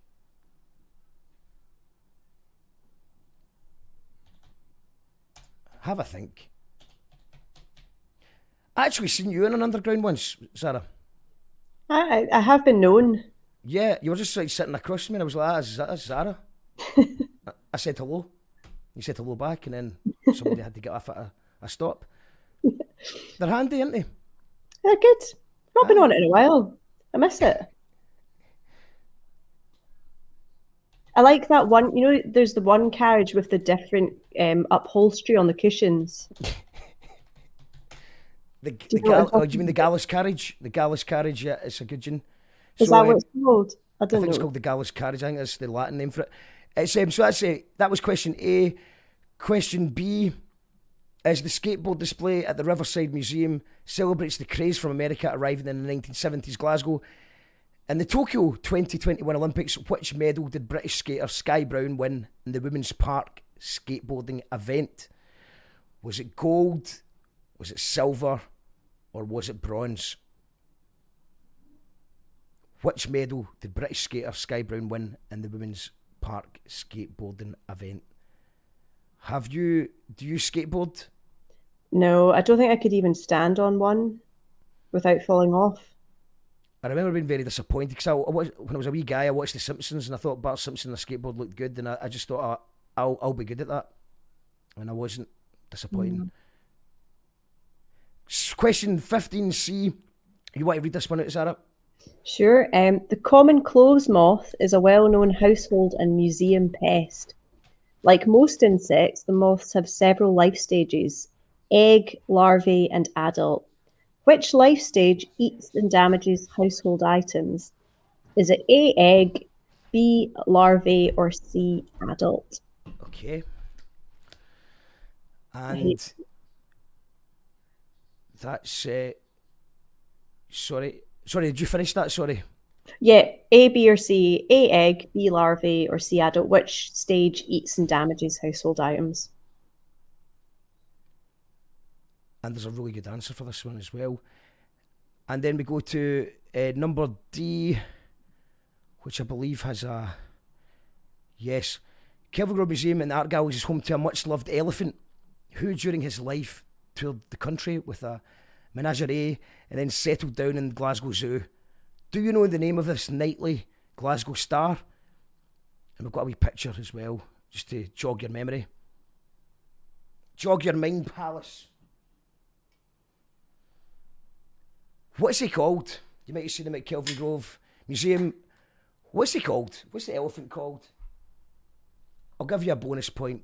If you just don't know and you just give us a good answer, I'll give you a bonus point for that one as well. And we are on to, should be D-E, 15E. Take it away, Zara. In the 1930s, Glasgow was home to more cinemas per person than anywhere else in the UK, giving it the name Cinema City. This mystery object was used in Glasgow cinemas. What was it used for? And I think I've actually got a picture of it. So that's a picture of the mystery object. What's it used for? What's that about? So that's E. And I think, and then we're on to F, which is... Riverside Museum is proud to display one of the first ever minicars, dated 1959, a true icon of British motoring design. But how many people can fit inside it? Is it A, 10, B, 18, or C, 27? And I think I've got a wee picture of the Cooper to... Where is it? I think I've got it. Oh yeah, here I got it. So maybe that will help you. How many people can fit in that? How many people can fit in that wee thing?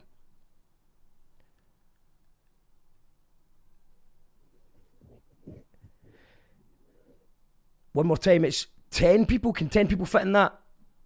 Is A. Can 18 people fit in it? Is B. Or is it C, 27 people? Let us know. There is one more question. Oh no, I think it's actually... Yeah, F, G... Oh, sorry, just...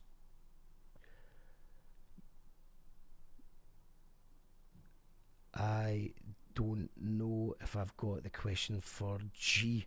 Let me just check that. Let's have a look at the prizes that we can win tonight while I find out the question to 15G.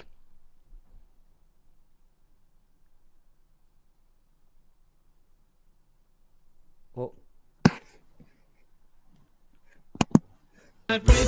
Radio.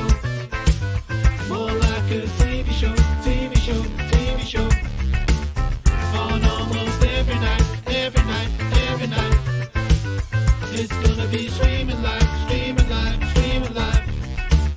You call that radio. More like a TV show.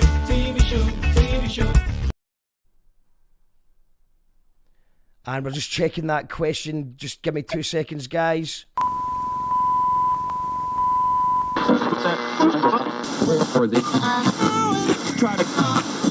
Brothers and sisters, may the peace that can only come from the one God be upon you. We are here to tell the people that we hear you. One God will not allow us and people of conscience to lose our morale.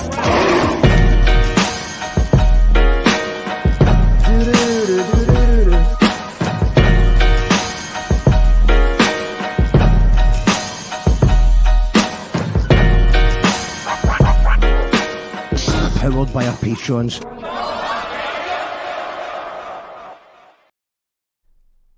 Yes, I am trying to find the question to that. It's so, Zara, do you know the question for 15G? No. No. Okay, I think I've figured it out. I think I finished it out. So it's 15G is... Oh, I do know it. I do have it. It's okay. This is actually a good one. It just confused me because there was no question. But of course, this is not an actual question. This is more like we're going to show you a little video here. And you've got to decide what this is about. So let's just... So what is this organ playing? What's this Kelvin Grove organ playing? You just listen to it. Hopefully the copyright robots don't get us for this one.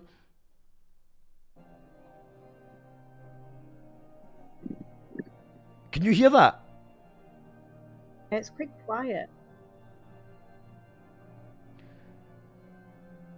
hold on. Let's try that again. I'm gonna stop that, and we'll try that again. So let's try it again here. I'm going to share the audio. I think you were just hearing it from mine. So here we go. We'll try it again. That better?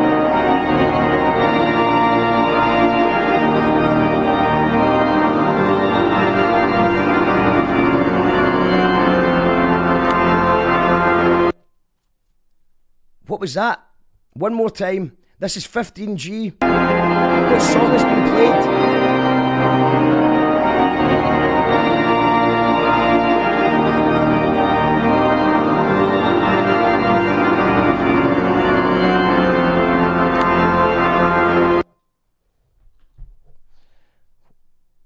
Name that song. What was that song you heard? Was it familiar? It sounds very familiar.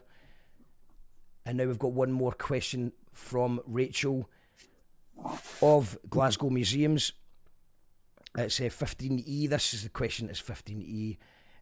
Zara, do you want to read this one out? We did this one. Okay, well that is the end of... Oh, no, it's F. Sorry, F. There's a lot going on in this round. I do apologise for my unprofessionalism. You've done that here. one as well. Okay. Yes, we have. That's the end of that round. Hey. What a great round. Thank you to Rachel of Glasgow Museums for an excellent round. And we're going to just move swiftly on to round 16, which is Christina Elliott. Is Christina joining us, or was she going to try and join us? I think Christina's not able to come tonight. She's not able. Okay, so we'll go for... Let's go to the question. Question 16A is Mighty Mouse. Naked mole rats are rodents native to parts of East Africa and have adapted to living in harsh underground environments. However, perhaps their greatest feat is that they don't age and rarely get cancer. Scientists are using this remarkable rodent to investigate how one day we too may be able to defy the aging process. And on that note, which legendary rock band performed the song Who Wants to Live Forever? Was it A, Aerosmith, B, Genesis, or C, Queen? Who'd sung Who Wants to Live Forever? Was it A, Aerosmith, B, Genesis, C, Queen? I love that question because it totally catches you by surprise. I'm thinking about, mole rats, harsh conditions, and I think we actually have a wee picture. I think this is the mole rat we're talking about here. Oh.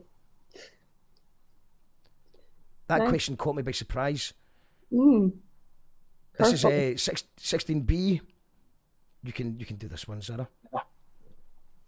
Okay. What's in a name? In 2008, Japanese researchers discovered a protein that was essential for our vision. This protein acts as an important regulator of how the neurons of the retina communicate using electrical signals. Inspired by its function and nimble nature, the scientists gave it a rather unusual name. Can you guess which it is?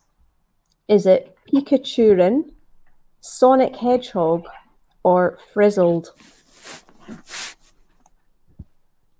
Pikachurin, Sonic Hedgehog, or Frizzled? A, B, or C. Use your educated choice if you don't know. And we go on to 17 now, which is, I believe, Jill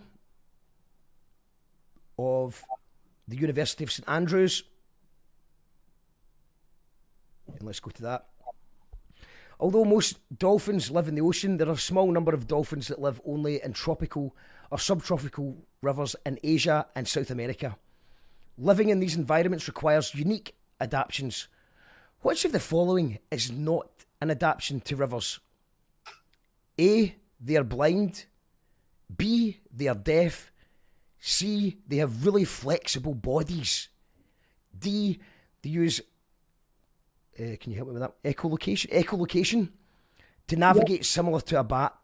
Or E, they migrate upstream or into lakes or flooded forests during floods. So that's which of the following is not an adaptation to the rivers? A, they are blind. B, they are deaf. C, they have really flexible bodies. D, they use echolocation to navigate similar to a bat. Or E, they migrate upstream or into lakes or flooded forest during floods. A, B, C, D, or E.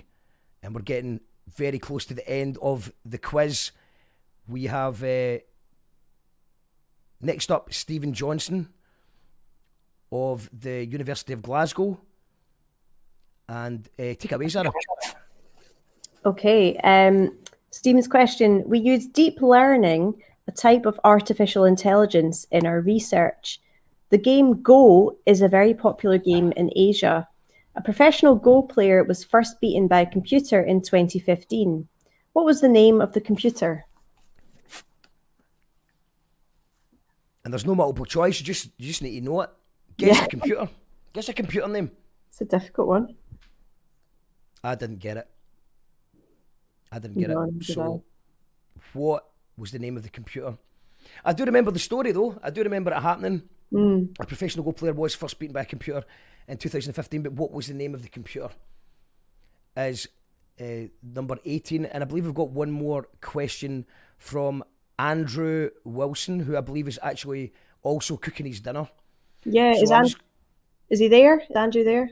I think he's cooking his dinner. So what I'm going to do is just going to play a little jingle, and we'll get Andrew Wilson on with his question in about. Who's here? Yeah, no respect in the aspect to the man like Mark. They love what the man talk on the radio. In case you never know. You call that radio, call that the radio.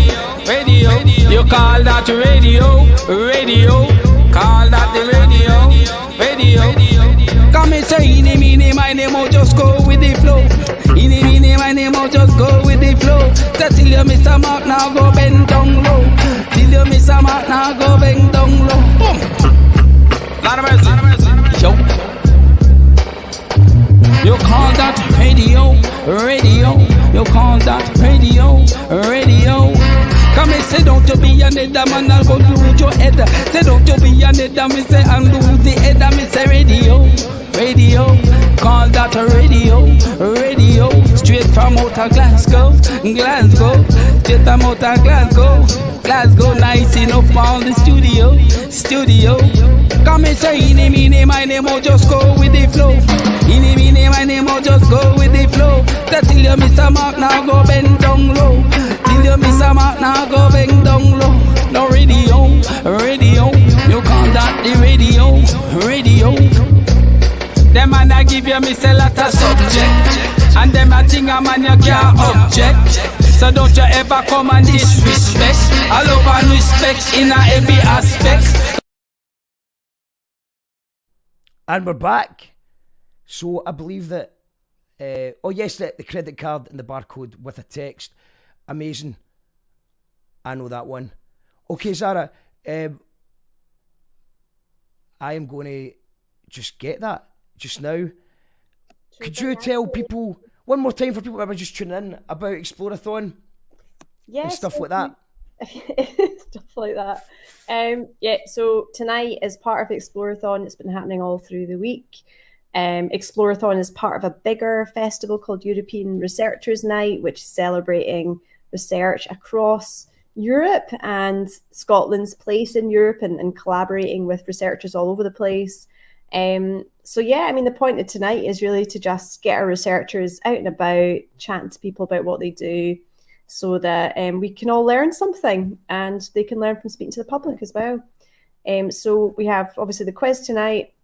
We've got events at the weekend. You can learn Spanish and Italian. We've got an event tomorrow for kids about nanotechnology. We've had all kinds of stuff through the week, covering everything from video games through to physics. So really, it's any and all subjects, and you can find out more if you go into explorathon.co.uk.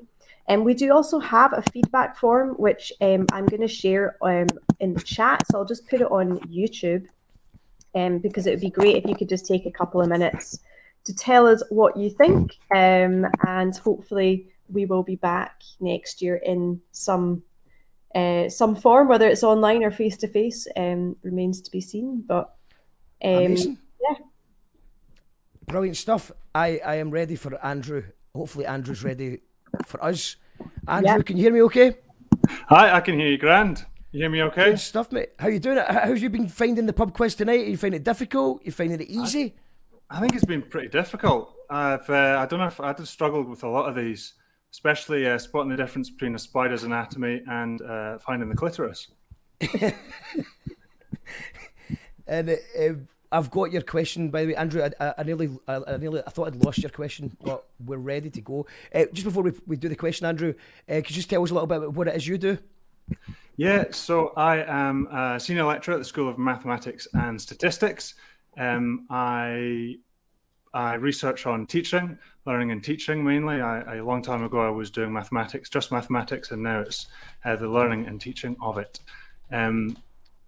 I also run a maths photo competition, which is running, in fact, just now, and as part of Maths Week Scotland, which is the following week, next week, just into the beginning of October. So yeah, I'd really like to invite people to come and try their luck. Enter the competition. You need to take a photograph, identify some maths inside something, take a photograph, write a commentary to tell us what you found, stick a sticker on it, give it a title, and submit it to mathsinside.com. So maybe I'll put that in the chat after I've finished giving my question. So yeah, I've got a really interesting question for you guys today. Have you got it up there, Mark? Yes, I do indeed, man. And when you put that in the comments, because once I'll bring it up on the screen and give it another shout out once we've got the link up there. So I believe this is what we're looking for. Oh, that would be the answers, Mark. Don't tell them. Don't tell them. Okay. That's right. It was too fast, and nobody knows. It was too fast. It was fast. YouTube It was anyway. fast. It was fast. Okay, so the image, well, if we're imagining the image, it was a picture of some credit cards, right? And also a barcode. And what's the connection between credit cards and That is exactly it. So there's two images. There's one of a whole heap of credit cards. There's one of a barcode with, it's a very special type of barcode for those eagle-eyed enough to spot it in the image.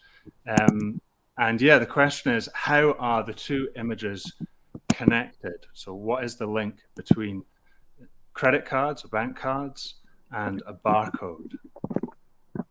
And there's multiple choices, is that right? There's multiple choice. I've got that here. So we have. Brilliant. Do I get that? Oh, magic. Could you just hide that a second again, Mark?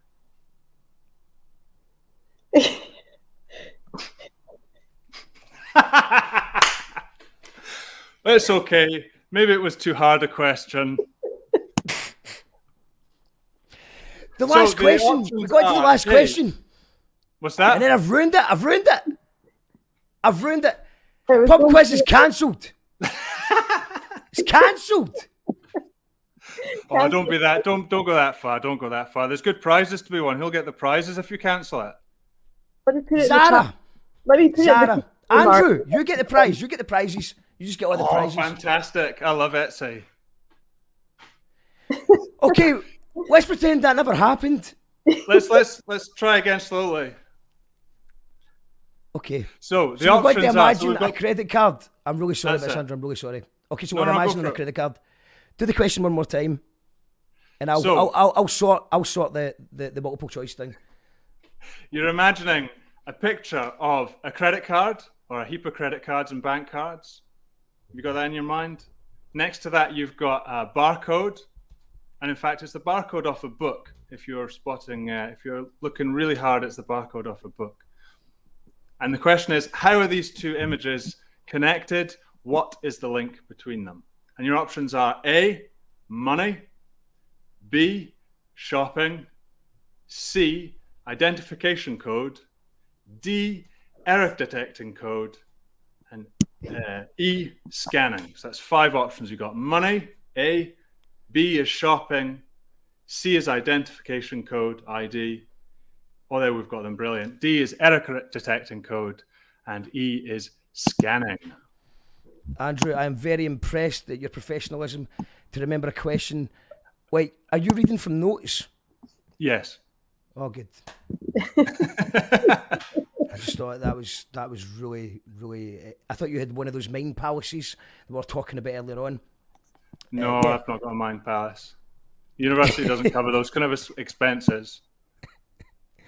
So is it A, money? What connects them? Is it A, money, B, shopping, C, identification code, D, error detecting code, or E, scanning? Thank you very much, Andrew. That was amazing, and we'll get you back on very soon to Thanks, tell the answers again. So I've got somebody saying somebody for FFS, Mark. What does FFS mean, Lou? What does that mean? Thank you very much, Andrew. So I think that's the end of the quiz. Is there anyone else, Zara, as far as I'm aware, that's it, isn't it? I think so. I think it is.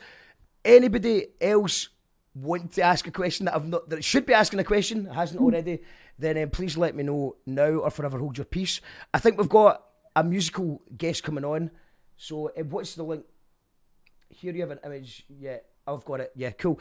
So thank you very much, Andrew. I'll get you back on in a wee minute and we can talk more about, if you've got a flyer or anything for the thing that you're talking about, or a link to that, we'll do that. And let's talk about the survey. Is the survey link in the comments yet? Put the survey on the YouTube comments. It'll only take a few minutes to fill out, so if you could do that.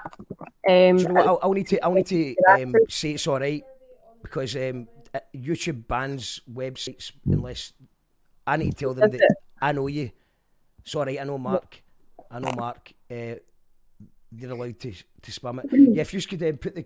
If you could do that again, I don't see that in the comments, the survey.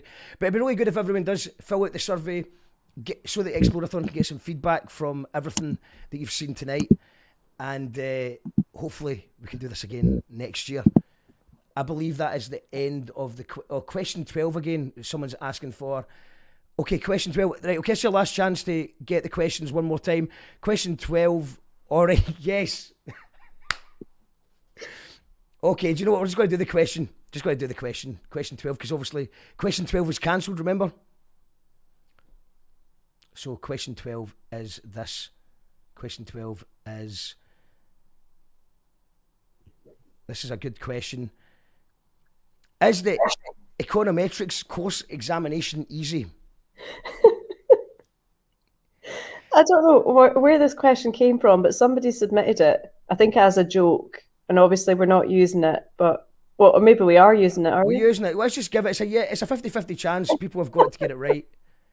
It's a 50-50 chance. It's number 12. It's a missing thing. Number 12. Is the econometrics course examination easy? And it was by Mr. or Mrs. Wang of University of Glasgow. I can't say that first name. I don't know what this question was all about, but are you wanting? Are we barring this question, or are we just going to let people? I think maybe we shouldn't put that in. Nah, but it was funny. So, yeah. Okay, so number 12 is void. Number Yeah. 12 is void. We're ignoring that. It was somebody mocking the pub quiz. Someone not taking pub quizzes as seriously as I or Zara. We take it very seriously. Don't make jokes. Don't make jokes out of our livelihood. And I think we've got a musical guest coming up just now. So, you've got the link here. Oh, you've got the link for the survey. So let's do that. And then I think we're going to have a musical question, a musical thingy. So this is I put it in the comments, guys. Please take a few seconds to fill out the survey, give your feedback, and hopefully we can do it all again next year. And I think that's the end of the quiz. So there is prizes to be won. Major prizes tonight. There is a £200 Etsy voucher. There's a £50 Etsy voucher. And then we're also going to do a raffle for, you call that Radio Patrons. We've got merch, gig tickets, and eyebrow kits and CDs to give away as the big grand finale for tonight. So if you sign up at patreon.com/you call that radio, and you'll go into the raffle. Sarah, is there anything to add before we go into the final? Do you want to wish anyone luck? Yeah, good luck, everybody. Thanks for taking part. Make sure you send off your last pile of answers to the email address youcallthatradio@gmail.com, and we'll look at those during the break, and then we'll give the answers, and then there'll be a winner. So, yeah. Someone's going to win, and win big. Thank you very much, Zara. Bye. That was Sarah Gladman. We are now going to have a little musical interlude. I believe we have a special guest joining us in a moment. We'll be back. Email your answers to youcallthatradio@gmail.com. I will bring it on the screen one more time. It's youcallthatradio@gmail.com. Email us your answers at this address here. One of these is about to win a £200 Etsy voucher, and one of these is going to win a £50 Etsy voucher. Also, if there's anyone watching here that has any stuff on Etsy, let us know and I'll give you a wee shout out, and maybe we can sort of convince one of the winners to support your local business and your local art. As You Call That Radio, Explorathon Pub Quiz. We will be back in a little moment. You call that radio? You call that radio? We're back to the people who hated on me. Right, and then I see the disinfectant that knocks it out in a minute. That's mad, isn't it? Is this a Netflix thing? It's actually a podcast. What the fuck's a podcast? You know, it's kind of like a radio show. Oh, that radio! Yeah. And is there a way we can do something like that? I couldn't help it. By injection inside or Yeah, I think so, because I think just paint in general, because I think like my poem is in my painting. No, cut.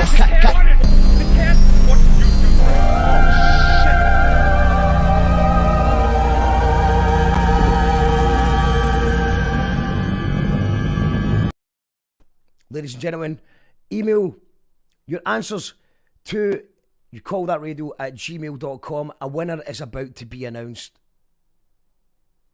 It could be you. Please email that in just now.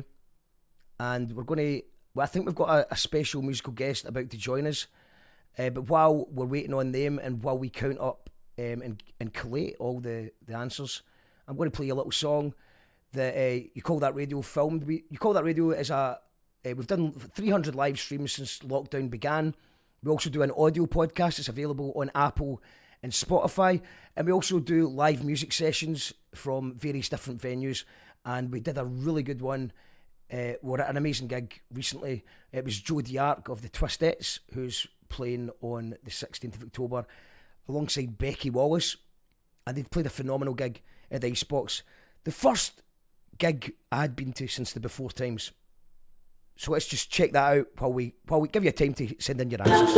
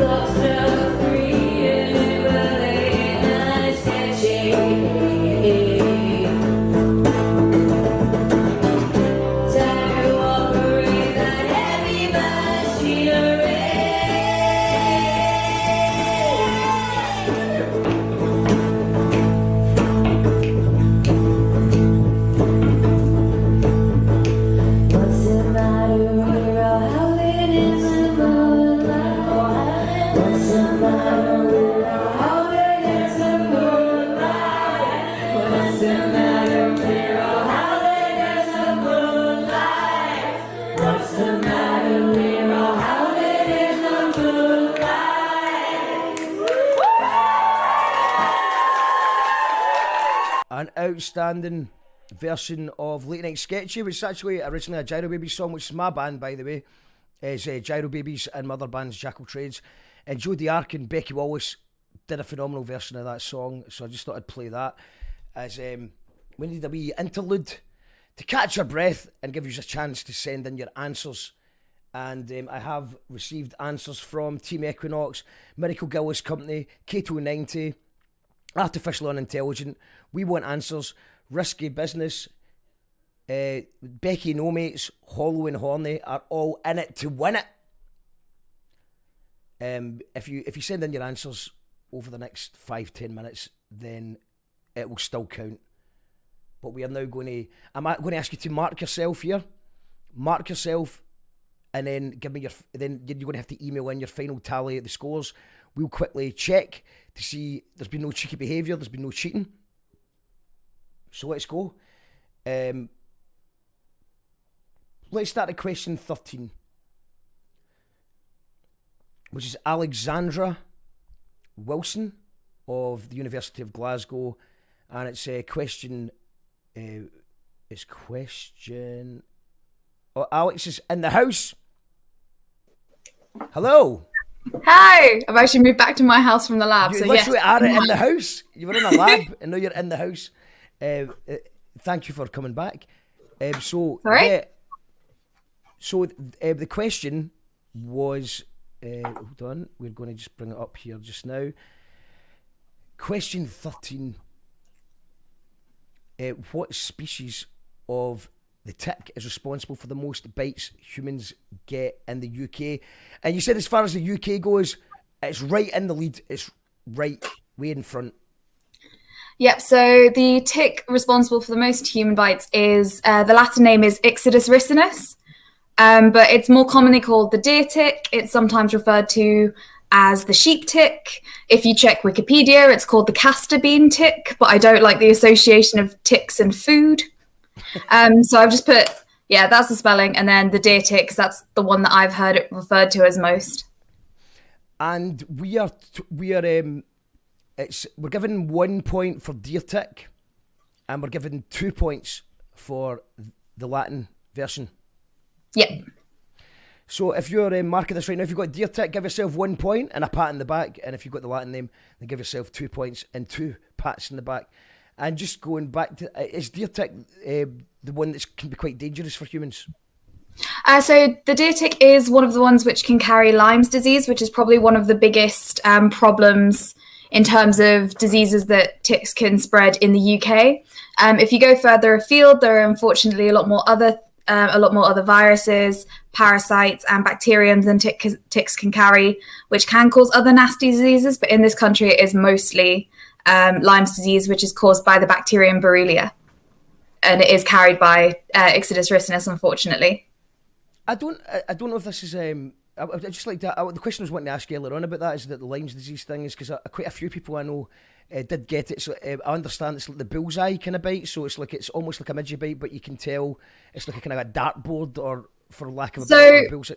Yeah, the bullseye rash is associated with Lyme's disease. It's kind of where you get almost like the red splotch around where the bite was, and then you get the red rings. But actually, this only occurs in they kind of estimate 1 in 3 people who have Lyme's disease.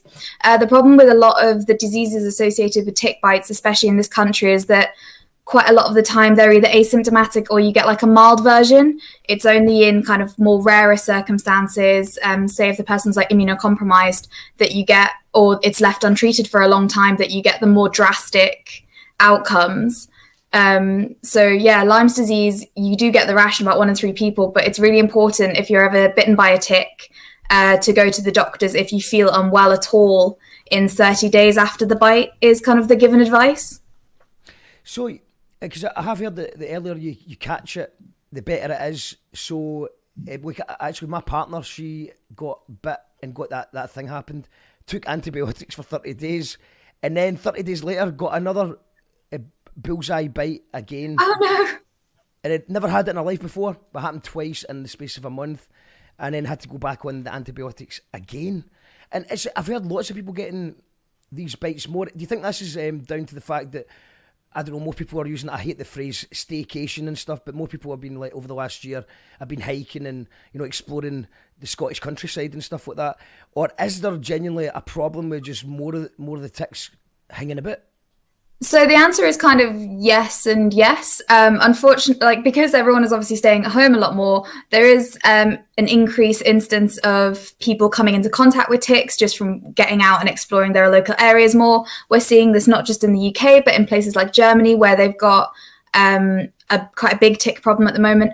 But unfortunately, all of the evidence points towards kind of climate change also having a really big impact. So because climate change is kind of causing more mild winters and more rainfall, the ticks love the warmth and they love the damp. So it's really giving them a much bigger window of opportunity for kind of activity. Whereas normally they'd be really active between March and October. We're actually seeing that time frame increase, which is also then helping population numbers. So yeah, climate change, more people staying at home, a couple of other factors is really kind of where we're seeing an increase in the tick population. Is there anything that people can do to protect themselves? I mean, wearing socks over your trackies, basically. Yeah, that's one of the best things. That mid-90s Glasgow look. It's a fantastic look. I employ it all the time when I'm walking. Wearing light colours so you can brush them off if you get them on, attaching onto you. Because they do take a while to bite sometimes, and will crawl around your clothing until they find somewhere. Tucking your trousers into your socks, making sure to check yourself when you get back from a hike, kind of staying away from long grass, because that's where they really like to live, especially if, you know, there's a lot of populations of animals around, and just generally kind of being a bit cautious and really checking at the end of the day, because they can be incredibly tiny and really hard to spot. My lab is actually currently running an initiative. We have a Twitter, which is CVR's tick. I'll find it and I'll put it somewhere in the chat at the end, yeah. But basically, where if anyone does unfortunately run into a tick, we're asking for them to send a picture and their location to this Twitter or to the email attached, so we can kind of keep track of where people are seeing ticks in Scotland. And also our website has a lot more information, as well as other really good sources, like there's many Lyme's disease sites out there and the NHS, which give really good advice for ticks. Amazing stuff, Alex. Thank you very much for the question, and it's been great to chat about it. And just put your Twitter in the comments, and I'm just looking it up now. Yeah, no worries at all, Alex. Thank you very much. That was Alex, everyone. It's with some interesting stuff. So now we're going into question 14, which I believe was researchers at University of Glasgow are using state-of-the-art techniques to manipulate drops of liquid and control chemical reactions at a tiny scale. What did they use to manipulate the drops? Was it A, sound waves, B, heat, or C, bacteria? Who feels confident in that one? The answer was A. So the answer is A, and I'll give you a wee bit of background on that. Researchers are using a technique called microfluidics, which involves manipulating tiny droplets of liquid to control chemical reactions. Sound waves are used to separate droplets of interest. This technique has already been used to develop rapid tests for diseases like cancer and malaria. So the answer was A. Give yourself a pat on the back and give yourself a point if you got that one right. It's a point for every correct answer unless we tell you otherwise tonight. And we'll go to number 15, which is 15 was Rachel Lecky's Mammoth Round. So if you did well on this one, you've got a good chance of winning the £200 Etsy voucher. It's the Glasgow subway opened in 1896. It's the third oldest underground railway in the world. Apart from London, which other city had an underground railway before Glasgow? Was it Paris, New York, or Budapest? And the answer was, of course, I would have got this one. It's C, Budapest. Budapest Metro opened in May 1896, followed by Glasgow in December 1896. So that was really close. Very, very, very close between Budapest and Glasgow there. And let's go to 15B. The question was, The skateboard display at the Riverside Museum celebrates the craze from America arriving in the 1970s Glasgow and the Tokyo 2021 Olympics, which medal did British skater Sky Brown win in the women's park skateboarding event? Was it A, gold, B, silver, or C, bronze? And the answer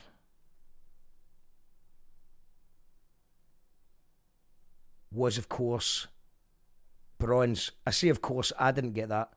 But the answer was C, bronze.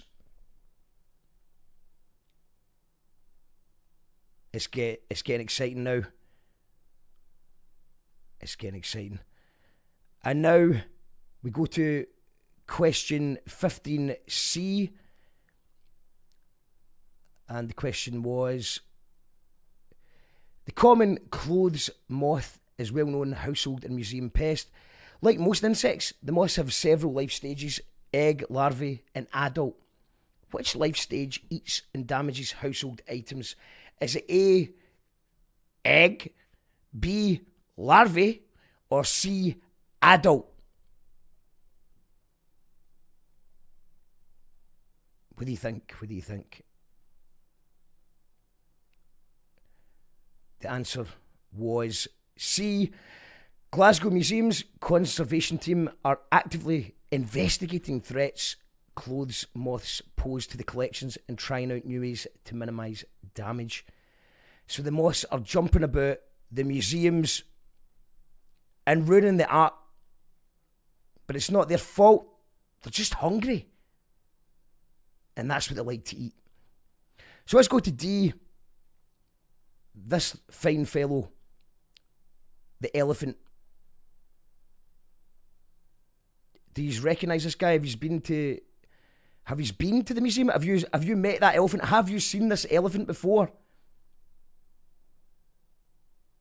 The answer, what is he called? What is Mr. Elephant called? The answer was Sir Roger. So that's 15D. University of Glasgow Public Engagement says, clothes moths destroyed my favourite blanket. You can't blame them. They're just hungry. James Stewart says, no team in, back for work, still loving the quiz. Well, there's been lots of knowledge, so even though you're not in the quiz, you're still learning things. Also, I'm going to give a wee shout out to Andrew, who says Maths Inside are also on social media. The Twitter is @MathsInside, and the Facebook is there, /Maths Inside. The Instagram is maths.inside. Get those creative hats on and find Maths in the Wild.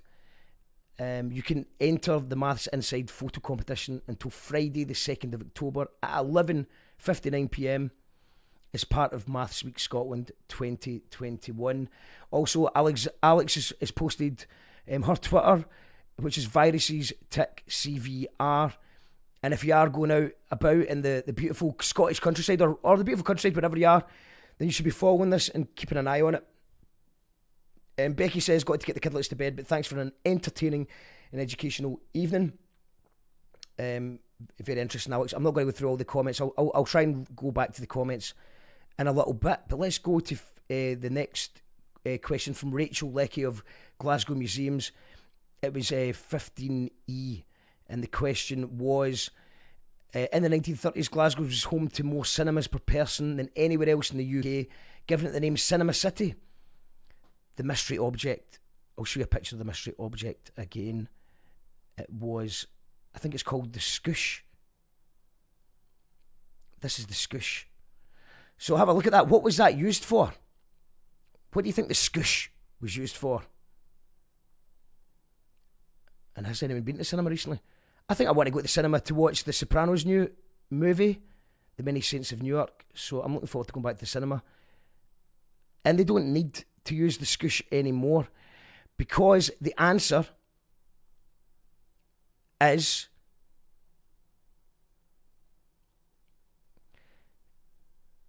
it was called the Scoosher, and it sprayed out a perfumed disinfectant on cinema seats to disguise the smell of smoke and to control the bug flea infestations. You know, maybe that's what people have said, that maybe we'll be getting sprayed with some sort of perfume disinfectant as we walk into things like that.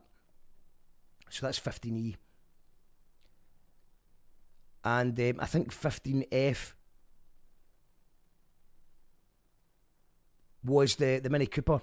So yeah, look at this car. Look at this car, right? How many people do you think can fit into the car?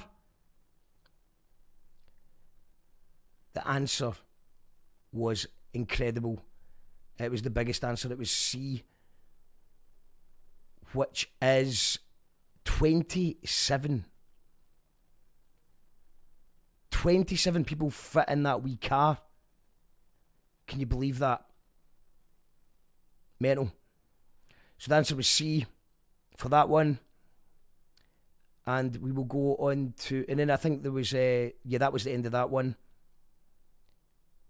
And so now we go to number 16. It was Christina Elliott. And there was 16A,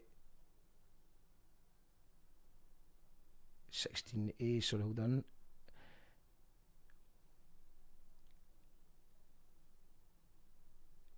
The question, it was the little naked mole rats. It was the naked mole rats. And it talked about, they're from parts of East Africa. They've adapted to living in harsh underground environments. They don't age and they rarely get cancer. And scientists are using this remarkable rodent to investigate how one day we may defy the aging process.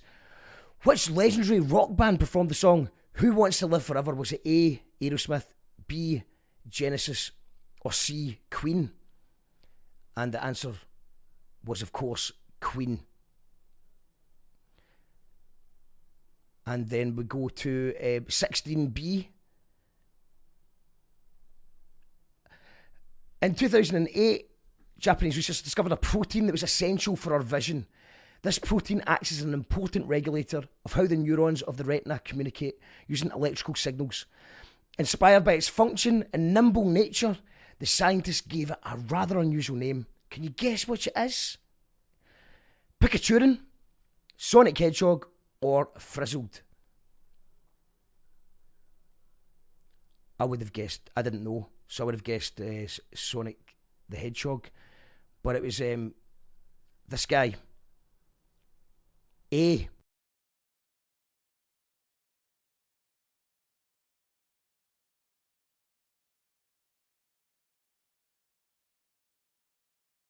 Sorry about that.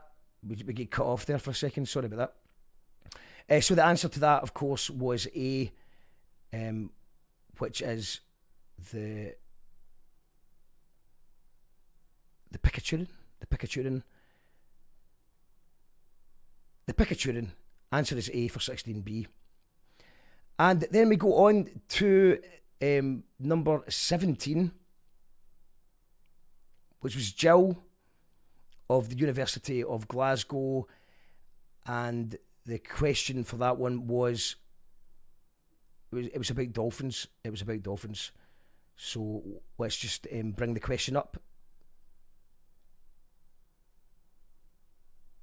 here. Although most dolphins live in the ocean, there are a small number of dolphins that live only in tropical or subtropical rivers in Asia and South America.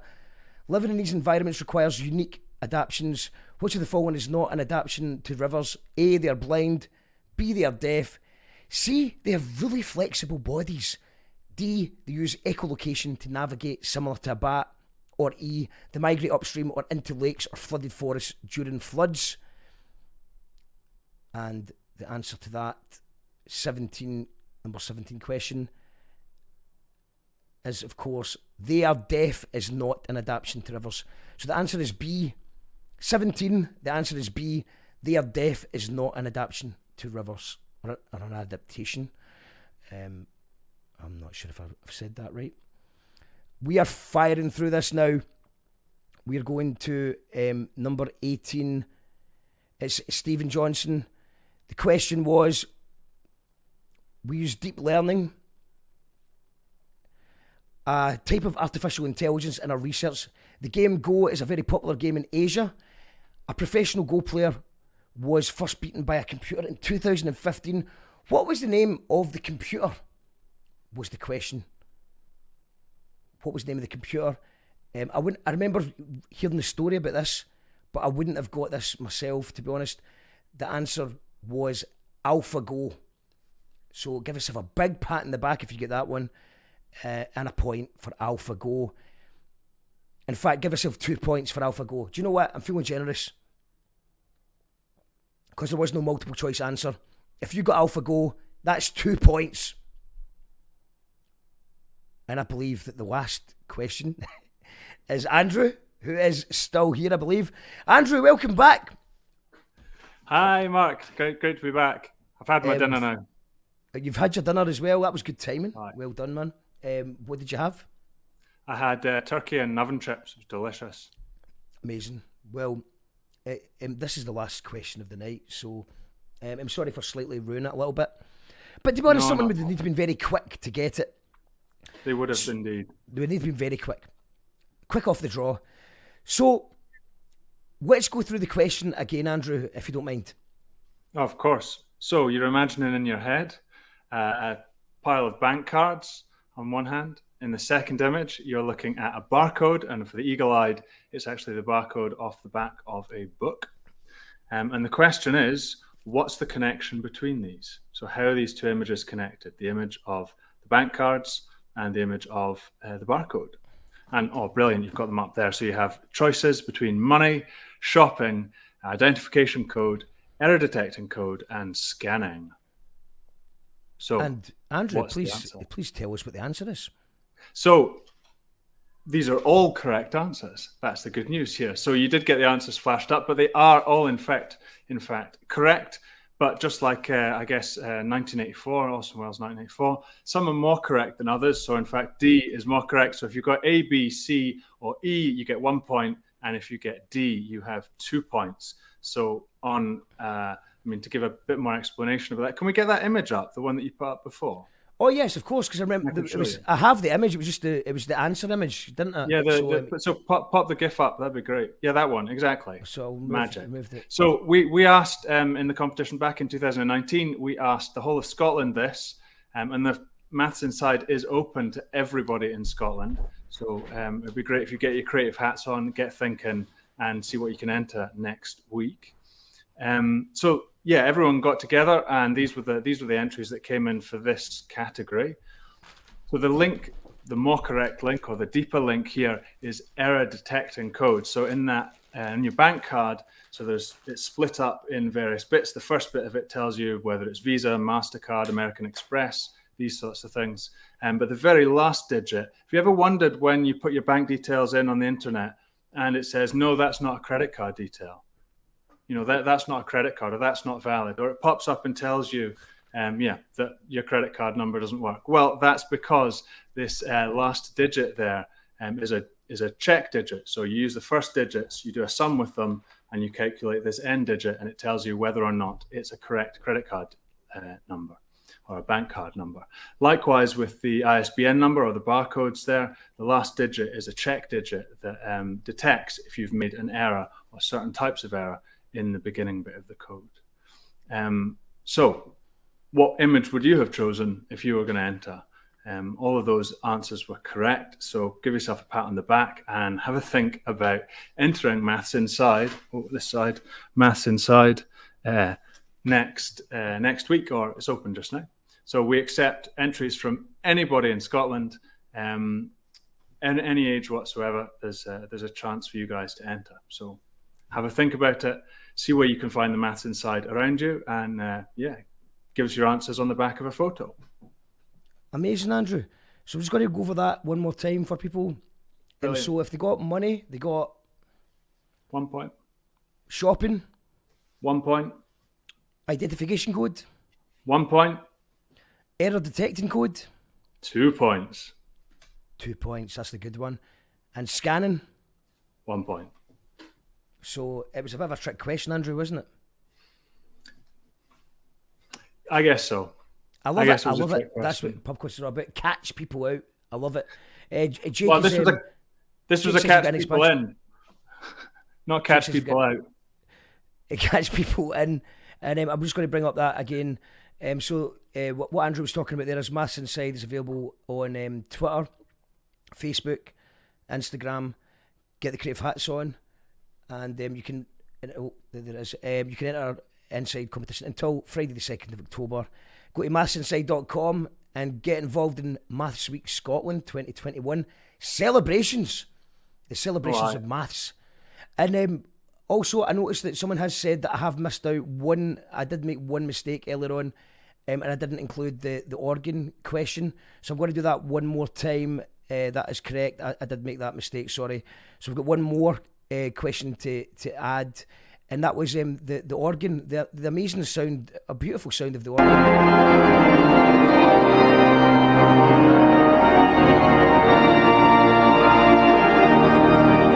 This is 15G.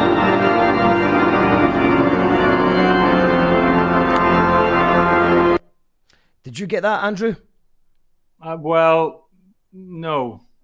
I mean, it's the organ in Kelvin Grove Art Gallery, isn't it? Yeah. Yeah, but Do you recognise it though? Do you hear a familiar sound on it? I don't know if I'd recognise the sound, but I had one of my advisees at uni was an organ player, and he taught me through the different organs. There's not that many big organs in Scotland to play, and Glasgow's got two of them, at least two of them. There's one in the chapel as well. Well, the answer for 15G, the organ question, was David Bowie, Life on Mars. You get 1 point for David Bowie, and you get 1 point for Life on Mars. So 1 point for David Bowie, 1 point for Life on Mars. That's 15G, and that is all the questions done. That's all the questions done. And yeah, thank you very much, Andrew. I'm looking forward to checking out Maths Inside. All right. It's been great to be on. Thanks for having me. It's been great, Andrew. Thanks to everyone who's been here tonight. Amazing questions. I've learned an awful lot from it. I certainly wouldn't have done very well if I was entering the quiz. But someone's about to win a £200 Etsy voucher, and someone's about to win a £50 Etsy voucher. Whoa. And if you're a Patreon of You Call That Radio, we're going to do a big mad raffle to decide who's won all the amazing other gifts we've got. So Andrew, I'm going to leave you for now. Good luck with Maths Inside. Thank you very much for everything tonight. So now's your chance. Now's your time to mark up all your scores. What is your final score of the evening? Email me your final scores to youcallthatradio@gmail.com. So I'll bring the email address up again. Please email your final answers to youcallthatradio@gmail.com. All I'm looking for is your team name and underneath your final score, and then we will just double check. I'll get that checked to make sure that nobody's cheating or doing any kind of cheeky behaviour.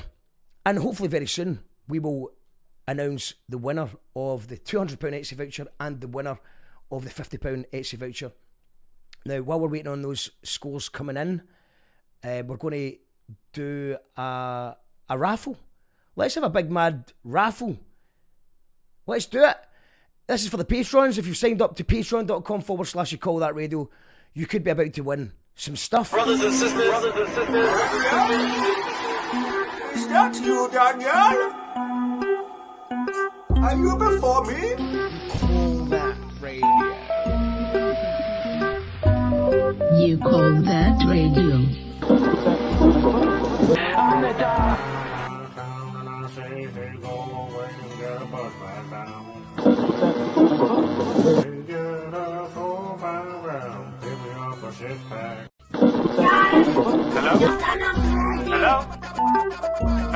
Hello, yes, this is Tom. This is You Call That Radio TV. We live stream quite often, most nights, not always. I mean, over the summer we've been a bit quieter, but we are going to be getting right back in it. I think I can announce on Wednesday we have Polystyrene's daughter, Celeste Bell, coming on to talk about the film she made about her mother called I Am a Cliche, and that's on Wednesday night. If you look up, or if you look on YouTube, youtube.com/YouCallThatRadio, or you go to our Apple or Spotify and listen to the audio podcast, we've had some amazing guests. We've had Alabama 3, Sleaford Mods, Rowetta from the Happy Mondays, Gail Porter, just loads of amazing guests we've had over the last year, lots of underground artists. and lots of more mainstream artists. So if you've enjoyed tonight, please do check out the rest of the shows. And every so often we do a big mad raffle just to thank the people who make this happen, and that's the patrons. So we'll give it. Please do email your answers in right now so we can work out who the winner of the prizes is for the pub quiz, the Explorathon pub quiz. The first ever Explorathon pub quiz champion is about to be crowned in the next 5 or so minutes. But we're just going to do a wee raffle for the patrons that keep You Call That Radio alive right now. And I'm just going to stop that screen and then let's just do it. I've got this new thing. I hope it works. I hope it works, but it should just be a wee bit easier than normal. This is a spin wheel random play. So we're just spinning the wheel here. So this is for the first prize. This is for, let me get the raffle prizes up actually. This is for, what's the first prize that comes up here? It's for the texture gig with Conscious Root. Texture and the Somatic Astronaut, Miles Better, Tickle and the Icebox. It's on the 15th of October. It's at the Icebox. It's £18. It's £8 to get in if you're not, if you don't win this just now. Who was the winner there? David Blair. Congratulations, David Blair.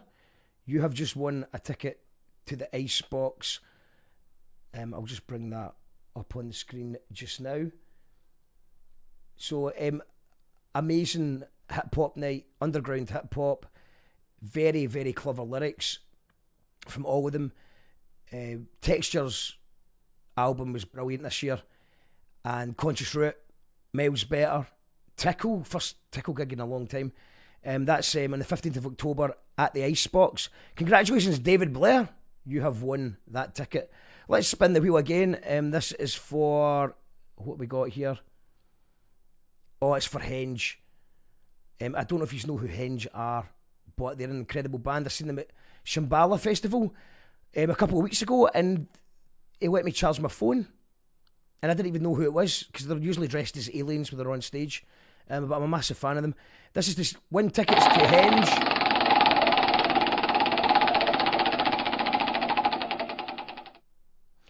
And the winner is Ian Mackey. Congratulations, Ian Mackey. You're going to Henge.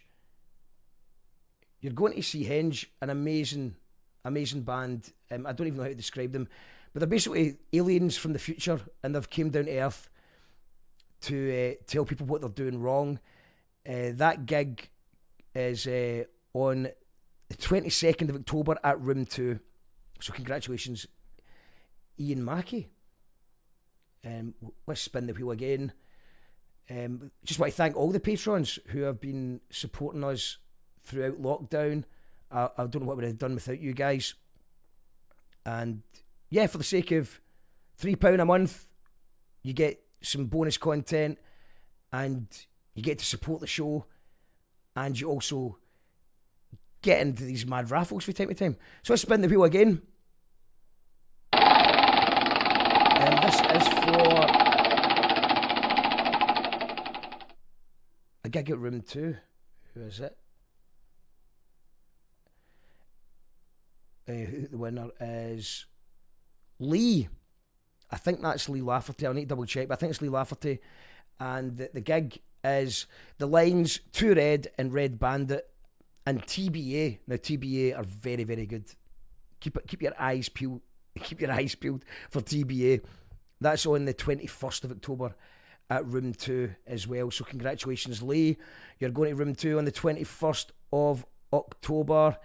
And let's spin the wheel again.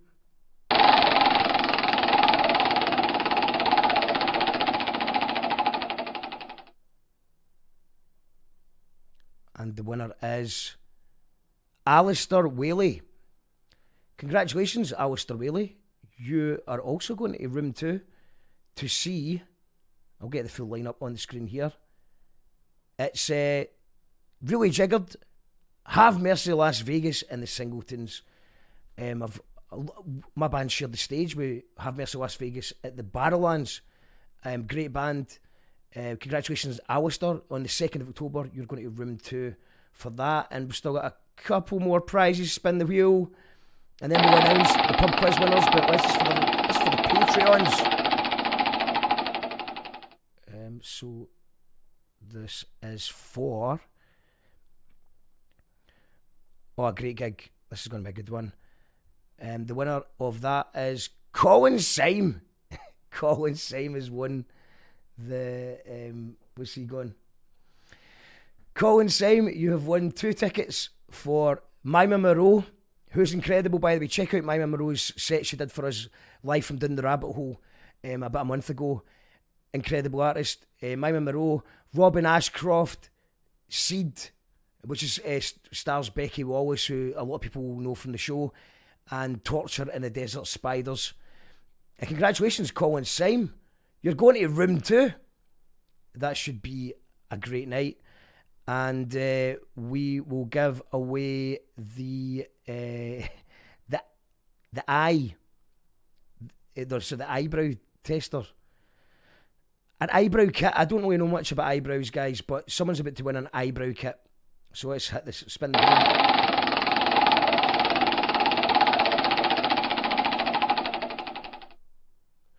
It's Kin. Congratulations, Kin. You have won the eyebrow kit. I don't know. This isn't the actual eyebrow kit, but it's it looks something like this. And that's from Leslie. I don't that's just a random thing. I don't know what an eyebrow kit is. I just googled eyebrow kit. So congratulations.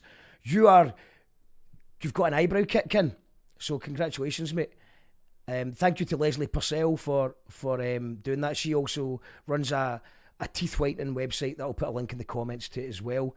I think we've got 2 more prizes, and then we're going to announce the thing. This is for a Jackal Trades CD. That's my other band, my side project. Let's spin that wheel.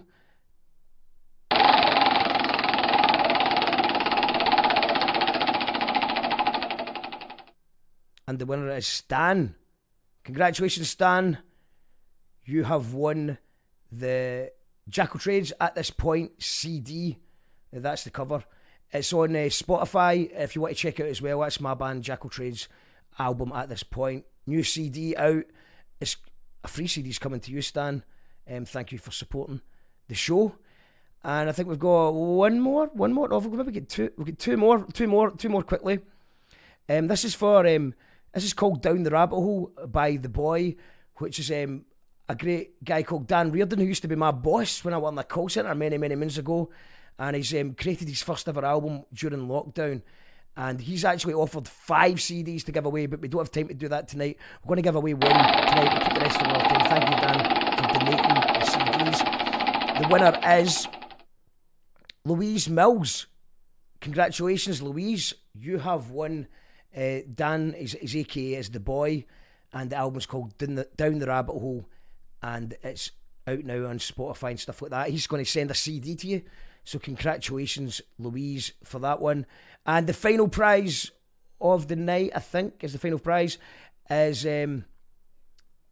actually Minerva Wakes.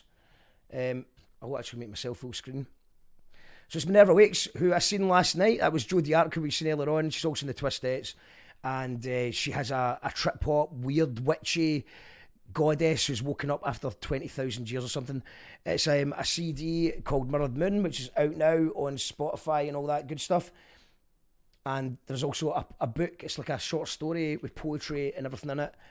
So this is for a CD and book, Minerva Wakes combination pack. Played their first ever gig at the Hug and Pint last night. It was amazing, and she absolutely smashed it. So let's see who's won that. Let's spin that wheel.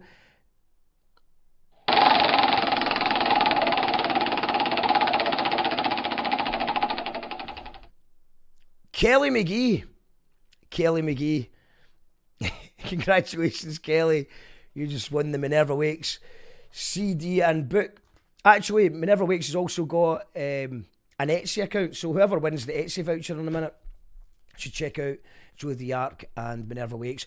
One final prize, I forgot. We can't have a big mad raffle without giving away a You Call That Radio t-shirt. So let's spin that wheel one more time for a You Call That Radio t-shirt. And the winner is Catherine Rudy. Catherine Rudy, an amazing artist. She played a gig for You Call That Radio's Capture Works live stream. Absolutely amazing artist. Congratulations, Catherine. You have won a You Call That Radio t-shirt. And that is the end of the big mad raffle. I think it's time to find out who won. Zara is saying, don't forget to give us some feedback tonight. That link, please do fill that out and say nice things about me. I'm sorry that I made a couple of mistakes, but it is quite hard. It's live TV. I don't have a producer. I don't have anyone else working with me. I'm doing my best. Mark, go. Music is not free. Stu Law. Good luck, Mark. Good luck, folks. Okay, I think we're ready to announce the winner. Let's find out who has won the first ever Explorathon You Call That Radio pub quiz. It's exciting times. Do you want weirdo or do you want it?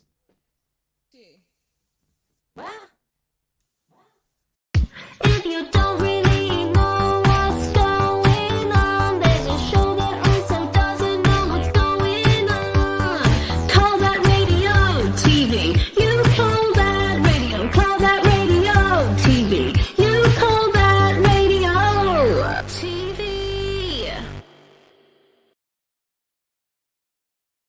We are about to announce the winner.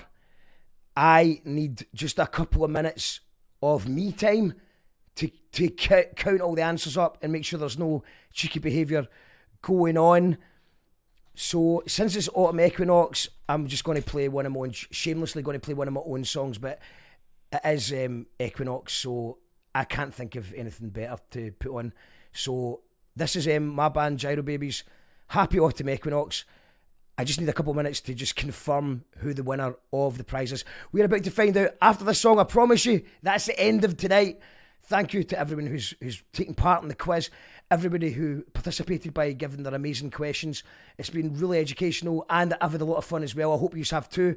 Fill out the survey while this song plays and we will go to announce who the winner and the runner-up of the Explorathon Pub Quiz 2021.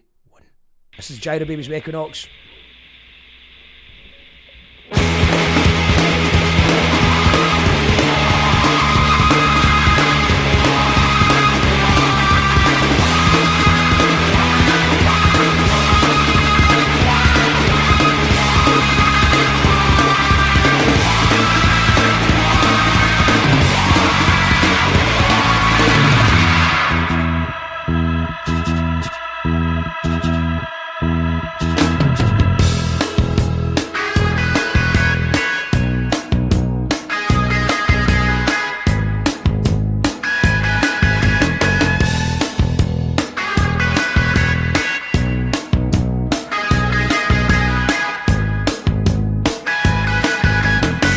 Acting normal is a portable portal I report to, whether or not I'd even want to.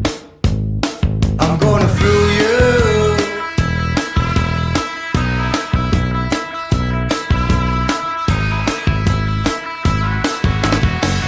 Dear sunshine, been a while since we last talked. Round about the time the landlord changed my flat lock. Glad that you're back, Lodge. Padlock, bad lock since we flipped down the laptop and shout the taps off. Saw the caps lock on, and I meant to say taps off, but I plumb of the summer for having the last lap.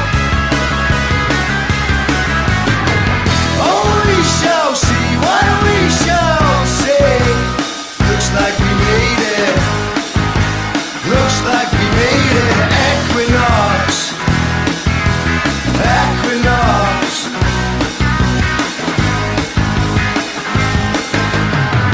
Acting normal as a portable portal I report to, whether or not I even want to. I'm gonna fool you.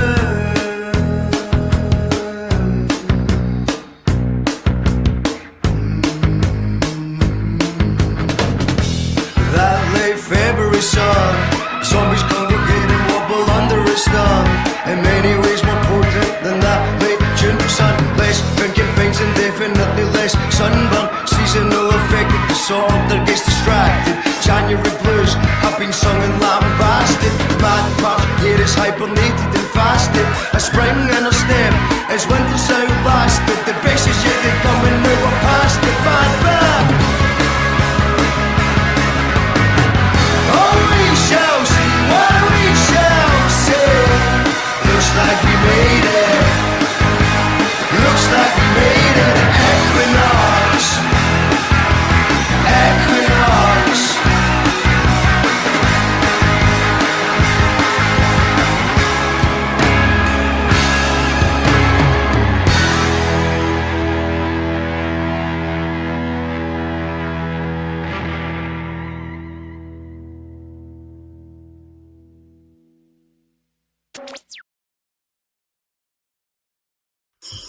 I got you. Ready? Yeah, he's 1, 2. 1, 2, 1, 2. Yo, this is Charlie Tuna from Jurassic 5 live and direct here in Glasgow, Scotland, and you call that radio? Upon you, we are here to tell the people that we hear you. One God will not allow us as people of conscience to lose our morale. We see the crimes of this government, how they support every dictator and criminal on this earth. Sometimes you can feel down. Sometimes Okay, guys, we have. I'm just getting in the right order here, but we have winner. We have a winner. It looks like it's quite close, so I'm just double checking a couple of things. Thank you to everyone who's performed tonight. It's been amazing. Thank you to everyone who asked a question today. It's been really great. Thank you to Zara for inviting me to be part of Explorathon. I've really enjoyed it. And I think we've got 1, 2, 3, 4. 1, 2, 3, 4, 5. Okay, let's do the top 5. I think we'll do the top 5. In 5th place was Hollow and Horny with 15. In 4th place was We Want Answers with 26. In 3rd place was Miracle Gillis Company with 27. In 2nd place, you play the blinder. You have won a £50 Etsy voucher. Drum roll. Can we get a drum roll in the comments? It's artificially unintelligent. Far from intelligent. You 31 points. You finished 2nd. And congratulations, you've got a £50 Etsy voucher. Just email. We've got your email address. We'll email you with the Etsy voucher. And the winner of the Explorathon Pub Quiz 2021 is Risky Quizness with a mammoth 38 points. Incredible. You played a blinder. And I've got shouts to Team Equinox, Keto 90, the Wallpapers, everybody. There was loads of other teams who were involved as well. But Risky Quizness, you just won £200 Etsy voucher. Please use that to support local businesses and local artists. Congrats, Artificial Intelligence. Yes, woohoo, amazing work, Risky Quizness, incredible. I'd definitely buy an Overheard in the West End t-shirt. Yes, there was only about 10, I think, ever made by Wee Rab. So they don't really exist, but they were quite good. We need another run. If you want another run, if you want to buy t-shirts, I'll make another one come up. Can you put up Zara's link again, please? This. So that's the link. If you go back further in the comments, Zara's link is standrews.eu, all of that stuff. So if you find that in the comments, please click that. And please do give some feedback so that we can hopefully do this again next year. Explorathon's a massive festival. They're doing such amazing work. There's stuff on tomorrow. There's a science thing at 4:30. It's designed for families. It's designed for kids and stuff. That's at 4:30 tomorrow. And then there's a Spanish, French linguistics thing on Saturday as well. Go on to Explorathon's website for more information. It's been an absolute pleasure. Congratulations, says Lou. Well done. 38 points is stunning. It is incredible. That is definitely the most difficult pub quiz we've ever had, and you call that radio. Laura says, I never win anything. Thank you so much. Well done, Laura. Round of applause for Laura. Can we get a round of applause, please, for Laura? Leave a round of applause in the comments and I'll give you a round of applause. This has been You Call That Radio TV. Well done. I'm off to... and brilliant fun. Thank you, says Jake. Thank you to everybody for getting involved. This is You Call That Radio TV. Please hit the red subscribe button if you've enjoyed the show tonight. We've got hundreds and hundreds of shows. We normally interview artists from the underground scene and beyond, whether it's music, art, or community charities. If you watched it tonight and you'd like to come on here and talk about something, then I'm always happy to interview you. Just send us an email. If you enjoyed the show and you think, oh, this is worth £3 a month, then please do consider becoming a patron at patreon.com/You Call That Radio. Thank you, Explorathon. Thank you, Zara. What an achievement. Massive congratulations. Round of applause. Yeah, absolutely, Laura, you smashed it. Risky Quizness has taken the title in dramatic scenes. Risky Quizness is far and away the champion. Also, congratulations to Artificial Unintelligent, who was far from unintelligent and took the £50 Etsy voucher. Congratulations to all the patrons who won the raffle tonight. We'll be back very soon. We've definitely got a show on Wednesday with Celeste Bell, the daughter of Polystyrene, who's made an amazing film about her mother called I Am a Cliche. We're going to be talking about that on Wednesday, and I think we've also got an amazing guest from London on Monday. I can't announce it yet because it's not been 100% confirmed. Lizzie's cheering. Congrats all. Great evening. Thanks for hosting, Mark. Thank you. University of Glasgow Public Engagement. Thank you for having me tonight, and we will see you soon, very soon. Bye. You call that radio, more like a TV show, on almost every night. It's gonna be streaming live. You call that radio, more like a TV show, on almost every night. It's gonna be streaming live. You call that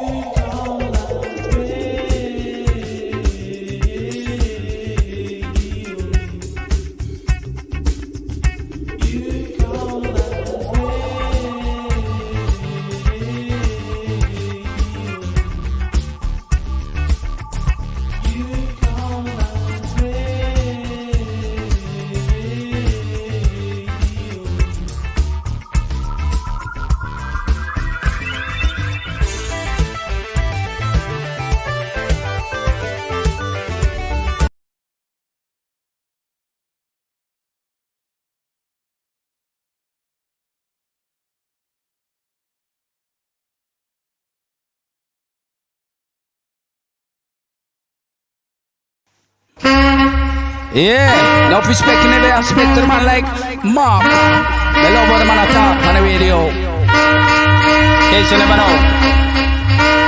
You call that radio, call that the radio. You call that radio, call that the radio. Come and say, my name, I'll just go with the flow.